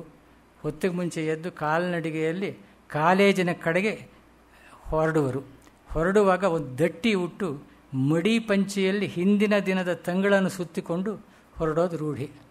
ತಮಿಳದ ಇದರಲ್ಲಿ ಒಂದೇನೋ ಪದ್ಧತಿ ಅದು ಬರ್ತದೆ. ಅದು ಹೊರಟವರು ಸಮೀಪದ ಹೊಳೆದಂಡೆ ಸೇರಿ ಹೊಳೆಯಲ್ಲಿ ಸ್ನಾನ ಮಾಡಿ ಒಗೆದ ಮಡಿ ಪಂಚಿಯನ್ನು ಉತ್ತರೀಯವಾಗ ಹೊದ್ದು ಸಕಾಲಕ್ಕೆ ಕಾಲೇಜ್ ಸೇರುವರು. ಕಾಲೇಜು ಮುಗಿದ ಮೇಲೆ ಹಳ್ಳಿಗೆ ಹಿಂತಿರುಗುವರು. ಒಂದಿನ ಕಾಲೇಜಿಗೆ ಸೇರಲು 5 ನಿಮಿಷ ತಡವಾಯಿತು. ಒಬ್ಬ ಹೊಸ ಬ್ರಿಟಿಷ್ ಅಧ್ಯಾಪಕರು ಅಂದು ತರಗತಿಯಲ್ಲಿದ್ದರು. ಅವರೇ ಪ್ರಿನ್ಸಿಪಾಲ್ ಕೂಡ. ಬಿಲ್ಡರ್ ಬೆಕ್ ಎಂದು ಆತನ ಹೆಸರು. ಶಾಸ್ತ್ರಿಗಳು ತರಗತಿಯ ಬಾಗಿಲೆಡೆ ನಿಂತು ಒಳಗೆ ಬರಲೇ ಸಾರ್ ಅಂತ ಕೇಳಿದರು. ಅಧ್ಯಾಪಕರು ಹುಡುಗನ ವಿಲಕ್ಷಣ ವೇಷ ನೋಡಿ, ಹೀಗೆ ನೀನು ಬಂದದ್ದಕ್ಕೆ ನಿನಗೆ 8 ಆಣೆ ಫೈನ್ ಹಾಕಿದ್ದೇನೆ ಎಂದರು. ದಟ್ಟಿ ಪಂಚೆ ಉತ್ತರಿಯ ಹೊದ್ಕೊಂಡು ಹುಡುಗನಿಗೆ ಗಾಬರಿ ಆಯಿತು. ಹೇಗೋ ದುಃಖ ನುಂಗಿಕೊಂಡ್ರು. ತರಗತಿ ಮುಗಿದ ಮೇಲೆ ಪ್ರಿನ್ಸಿಪಾಲ್ರ ಕೋಣೆಗೆ ಹೋಗಿ ತಲೆ ತಗ್ಗಿಸಿ ನಿಂತ್ಕೊಂಡ್ರು. ಏನು ಸಮಾಚಾರ ಅಂದರು ಪ್ರಿನ್ಸಿಪಾಲ್ರು. ನನ್ನ ಹತ್ತಿರ 8 ಆಣೆ ಇದ್ದಿದ್ದರೆ 2 ಶರ್ಟು ಕೊಂಡ್ಕೋಬೋದಾಗಿತ್ತು. ನನಗೆ ತಾವು 8 ಆಣೆ ದಂಡ ಹಾಕಿರೋ ತಿಳಿದ್ರೆ ನನ್ನ ತಂದೆ ಕೂಡಲೇ ಪ್ರಾಣ ಕಳ್ಕೋತಾರೆ. ಈ ವಿಷಯವನ್ನು ಯಾರ ಹತ್ರಲ್ಲೂ ಬಾಯಿ ಬಿಡಬಾರ್ದು, ನಮ್ಮ ತಂದೆಗೂ ತಿಳಿಯಬಾರ್ದು. ಓದುವುದು ವೇಷ ಅಲ್ಲ, ಮೆದುಳು. ಈಶ್ವರಚಂದ್ರ ವಿದ್ಯಾಸಾಗರ್ ಅದರಲ್ಲೂ ಓದುವುದು ವೇಷ ಅಲ್ಲ. ಇಷ್ಟು ಬಡತನವಿದ್ದು ನಾವು ಮರ್ಯಾದೆಯಿಂದ ನಮ್ಮ ಸ್ವಾಭಿಮಾನಕ್ಕೆ ಭಂಗಬಾರ್ದ ಹಾಗೆ ಬದುಕುತ್ತಿದ್ದೇವೆ ಅಂತ ಹೇಳಿದ್ರಂತೆ. ಪ್ರಿನ್ಸಿಪಾಲ್ ಬಿಲ್ಡರ್ ಬೆಕ್ ಯೋಚಿಸಿದರು. ಆ ದಿನ ಏನು ಮಾಡಲು ಅವರಿಗೆ ಆಗಲಿಲ್ಲ. ಮನೆಗೆ ಯಾವಾಗಲೂ ಸಂಜೆ 5 ಗಂಟೆಗೆ ಬರ್ತಿದ್ದಾರೆ, ಅವತ್ತು 4 ಗಂಟೆಗೆ ಬಂದರು. ಯೇಸುವಿನ ಪಟದ ಮುಂದೆ ಮಂಡಿಯೂರು ಕುಳಿತು ಕಣ್ಣೀರು ಹಾಕಿದರು. ಅವರ ಪತ್ನಿ ಎಂದಿನ ಹಾಗೆ 5 ಗಂಟೆ ವೇಳೆಗೆ ಅವರು ಕೋಣಿಗೆ ಟೀ ತಂದರು. ಗಂಡನ್ನು ಆ ಸ್ಥಿತಿಯಲ್ಲಿ ನೋಡಿ ಅವರಿಗೆ ಆಶ್ಚರ್ಯವಾಯಿತು. ಮೇಜಿನ ಮೇಲೆ ಟೀ ಬಟ್ಲಿಟ್ರು. ಮೈ ಮುಟ್ಟಿ ಗಂಡನನ್ನು ಎಬ್ಬಿಸಿ, ಜಾನ್ ಏನಾಯಿತು, ಯಾವಾಗ ಬಂದ್ರಿ, ಏಕೆ ಹೀಗೆ ಬಿಕ್ಕುತ್ತಿದ್ದೀರಿ ಎಂದು ಕೇಳಿದರು. ಬಿಲ್ಡರ್ ಬೆಕ್ ವಿಷಯ ಹೇಳಿದರು. ಅಷ್ಟು ಬಡತನವಿದ್ದು ಕ್ಲಾಸಿನಲ್ಲಿ ಮೊದಲಿಗನಾಗಿ ಬರ್ತಾ ಆ ಹುಡುಗನನ್ನು ಹಾಗೆ ನಡೆಸಿಕೊಳ್ಳಬಾರದಿತ್ತು ಎಂದು ಪೇಚಾಡಿದರು. ಹಾಗಿದ್ದರೆ ದಂಡ ವಜಾ ಮಾಡಿ ಅಂತ ಆಕೆ ಹೇಳಿದಂತೆ. ಆಗ ಹಾಗೆ ಮಾಡಲು ಬರುವುದಿಲ್ಲ, ಇದು ಬ್ರಿಟಿಷ್ ಸಾಮ್ರಾಜ್ಯದ ಆಜ್ಞೆ. ದಂಡದ ಹಣ ಖಜಾನೆಗೆ ಸೇರಲೇಬೇಕು. ಇವತ್ತು ಗುಡಿ, ಮಸೀದಿ, ಚರ್ಚು ಎಲ್ಲ ನುಂಗಿ ಹಾಕ್ತಾ ಇದ್ದಾರೆ. ಆವತ್ತು ನೋಡಿ 8 ಆಣೆ ದಂಡ ಸಿದ್ಧವಾಯ್ತು. ಯಾಕೆ ಲೇಟಾಗಿ ಬಂದಿದ್ದಾನೆ, ಅದೆಲ್ಲರೂ ಗೊತ್ತಿದೆ. ಅದು ದಂಡ ಹಾಕಲೇಬೇಕು, ಅದು ಖಜಾನೆಗೆ ಹೋಗಬೇಕು. ಹೀಗೆ ವಜಾ ಮಾಡಲು ಬರುವುದಿಲ್ಲ ಅಂದರು. ಅವರ ಪತ್ನಿ, ಹಾಗಾದರೆ ಆ ದಂಡ ಕೊಡುವ ನಿಮ್ಮ ನಾನು ಆ ದಂಡ ಕೊಡುವ ಪಕ್ಷ ನಿಮ್ಮದೇನು ಅಭ್ಯಂತರವಿಲ್ಲವಲ್ಲ, ತಾನೇ ಕೊಡ್ತೀನಿ ಅಂದ್ಲು ಆಕೆ. ಹುಡುಗನ ಲೆಕ್ಕಕ್ಕೆ ಅದನ್ನು ತೆಗೆದುಕೊಳ್ಳಿ ಎಂದರು. ಕೆಲವು ವರ್ಷಗಳಲ್ಲಿ ಬಿಲ್ಡರ್ ಬೆಕ್ ಇಂಗ್ಲೆಂಡಿಗೆ ಮರಳಿದ ಶಾಸ್ತ್ರಿಗಳು BA ಪರೀಕ್ಷೆಯಲ್ಲಿ ಪ್ರಥಮ ದರ್ಜೆ, ಪ್ರಥಮ ರ್ಯಾಂಕ್ ಪಡೆದರು. ಬಂಗಾರದ ಪದಕ ಪಡೆದರು. ಮುಂದೆ ಸ್ವಾತಂತ್ರ್ಯ ಚಳವಳಿಯ ಕಾಲಕ್ಕೆ ಚಳವಳಿಗೆ ಧುಮುಕಿದರು. ಸರ್ವೆಂಟ್ಸ್ ಆಫ್ ಇಂಡಿಯಾ ಸೊಸೈಟಿ ಸಕ್ರಿಯ ಸದಸ್ಯರ ಉಜ್ವಲ ಪ್ರಚಾರ ಭಾಷಣ ಮಾಡಿದರು. ಬ್ರಿಟಿಷ್ ಸರ್ಕಾರದ ಆಹ್ವಾನದ ಮೇಲೆ ಇಂಗ್ಲೆಂಡಿಗೆ ಹೊರಟು ಅಲ್ಲಿಯ ಪ್ರಸಿದ್ಧ ಗಿಲ್ಡ್ ಹಾಲ್ ಸಭಾಂಗಣದಲ್ಲಿ ಭಾಷಣ ಮಾಡುವ ಅವಕಾಶ ಪಡೆದರು. ಮಹಾರಾಣಿಯ ಗೌರವಾನ್ವಿತ ಅತಿಥಿಯಾದರು. ತಮ್ಮ ಭಾಷಣ ಸಿದ್ಧಪಡಿಸಿಕೊಂಡು ಕಚ್ಚೆ ಪಂಚೆ, ಮುಚ್ಚುಕೋಟು, ಉತ್ತರೀಯ, ರುಮಾಲು ಧರಿಸಿ ಗಣ್ಯರನ್ನು ಉದ್ದೇಶಿಸಿ ಭಾಷಣಕ್ಕೆ ನಿಂತರು. ಪೂರ್ವ ದೇಶದ ಈ ಬಡ ಬ್ರಾಹ್ಮಣ ನಮ್ಮನ್ನು ಉದ್ದೇಶಿಸಿ ಏನು ತಾನೇ ಮಾತಾಡಬಲ್ಲ ಎಂದು ಅಲ್ಲಲ್ಲಿ ಗುಸು ಮಾತು ನಡೆಯಿತು. ಭಾಷಣ ಮೊದಲಾಗುತ್ತಿದ್ದಂತೆ ಸಭೆಯಲ್ಲಿ ಸದ್ದು ಅಡಗಿತು. ಪ್ರೌಢ ನಿರರ್ಗಳ ಸಮೋಹಕ ಆದ ಭಾಷಣವನ್ನು ಕೇಳುತ್ತಾ ಸಭಾಸದರು ನಮ್ಮ ಇಂಗ್ಲೀಷ್ ಭಾಷೆ ಇಷ್ಟು ಸಂಪದ್ಭರಿತವಾದ್ದು, ಇಷ್ಟು ಮಧುರವಾದ್ದು, ಇಷ್ಟು ಉಜ್ವಲವಾದ್ದು ನಮಗೆ ತಿಳಿದಿರಲೇ ಇಲ್ಲವಲ್ಲ. ಸಿಲ್ವರ್ ಟಂಗ್ಡ್ ಆರೇಟರ್ ಅವರು ಮಾರನೇ ದಿನ ಲಂಡನ್ ಟೈಮ್ಸ್ ಪತ್ರಿಕೆಯಲ್ಲಿ ಶಾಸ್ತ್ರಿಗಳ ಭಾವಚಿತ್ರದೊಂದಿಗೆ ಅವರ ಪ್ರತಿಭೆಯನ್ನು ಕೊಂಡಾಡಿ ಸ್ವಾತಂತ್ರ್ಯ ಚಳುವಳಿಗೆ ಬಂದ ಒಬ್ಬ ಸಮರ್ಥ ಹರಿಕಾರ ಅಂತ ವರದಿ ಬಂತು. ಬಿಲ್ಡರ್ಬೆಕ್ ಶಾಸ್ತ್ರಿಗಳ ಚಿತ್ರದೊಂದಿಗೆ ಪ್ರಕಟವಾಗಿದ್ದ ಅವರ ಭಾಷಣದ ಸುದ್ದಿಯನ್ನು ಪತ್ರಿಕೆಯಲ್ಲಿ ನೋಡಿದರು. ಪತ್ರಿಕೆಯನ್ನು ಕೈಯಲ್ಲಿ ಹಿಡಿದುಕೊಂಡು ಲಂಡನ್ನ ರಸ್ತೆಗಳಲ್ಲಿ ಆವೇಶದಿಂದ ಓಡತೊಡಗಿದರು. ಅರಮನೆಯ ಮಹಾದ್ವಾರದಡಿಗೆ ಬಂದು ನಾನು VS ಶ್ರೀನಿವಾಸ ಶಾಸ್ತ್ರಿಗಳನ್ನು ನೋಡಬೇಕು ಎಂದು ಆವೇಶದಿಂದ ಹೇಳಿದರು. ಸೆಕ್ಯೂರಿಟಿ ಮನುಷ್ಯ ಅವರನ್ನು ತಡೆದ. ನಿಮ್ಮಲ್ಲಿ ಸಂದರ್ಶನದ ಅನುಮತಿ ಪತ್ರ ಉಂಟೆ ಅಂತ ಕೇಳಿದ. ಈಗ ಬಿಲ್ಡರ್ಬೆಕ್ ಒಬ್ಬ ಗೆಳೆಯನ ಮೂಲಕ ಅರಮನೆ ಅತಿಥಿಗೃಹಕ್ಕೆ ದೂರವಾಣಿ ಕರೆ ಮಾಡಿಸಿದರು.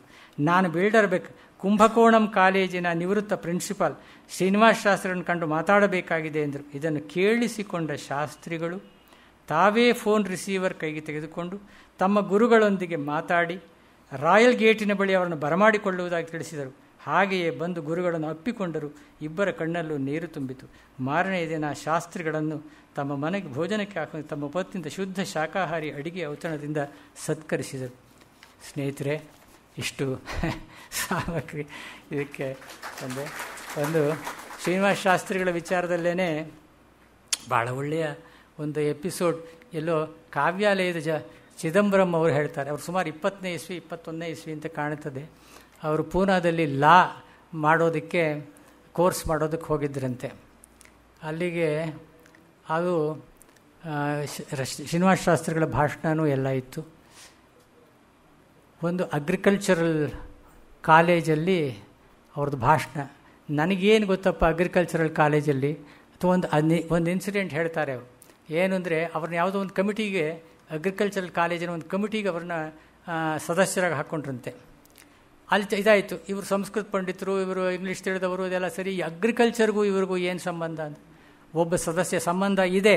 ಯಾಕೆಂದರೆ he has one qualification, he has eaten agricultural products.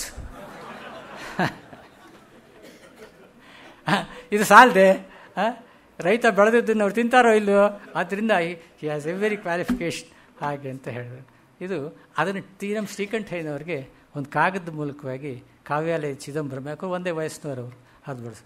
ನಮಸ್ಕಾರ ಸರ್.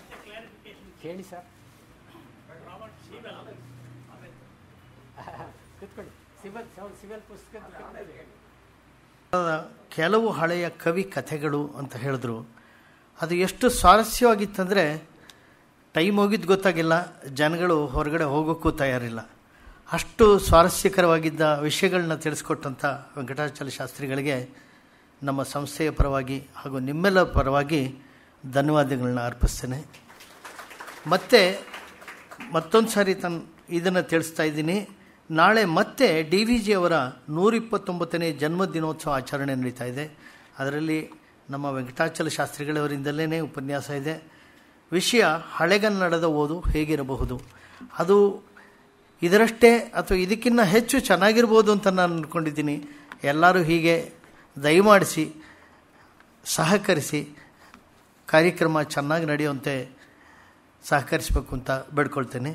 ಮತ್ತು ಮಾಸ್ತಿ ಅವರ ಜನ್ಮ ಶತೋತ್ಸವ ವರ್ಷ ಸಂದರ್ಭದಲ್ಲಿ ನೀಲಾಂಬರಿ ತಂಡದವರಿಂದ ಕರ್ನಾಟಕ ಶಾಸ್ತ್ರೀಯ ಸಂಗೀತನ ಆಯೋಜನೆ ಮಾಡಿದೆ. ಅದು 6 ಗಂಟೆಗೆ ಶುರುವಾಗುತ್ತೆ. ಇಲ್ಲಿ ಪ್ರಿಂಟ್ ಆಗೋವಾಗ 6:30ರಿಂದ 8 ಅಂತ ಆಗಿದೆ. ಅದರಿಂದ ದಯವಿಟ್ಟು ಎಲ್ಲರೂ 6 ಗಂಟೆಗೆ ಬಂದು ಸಹಕರಿಸ್ಕೋಬೇಕು ಅಂತ ಕೇಳ್ಕೊಳ್ತೀನಿ.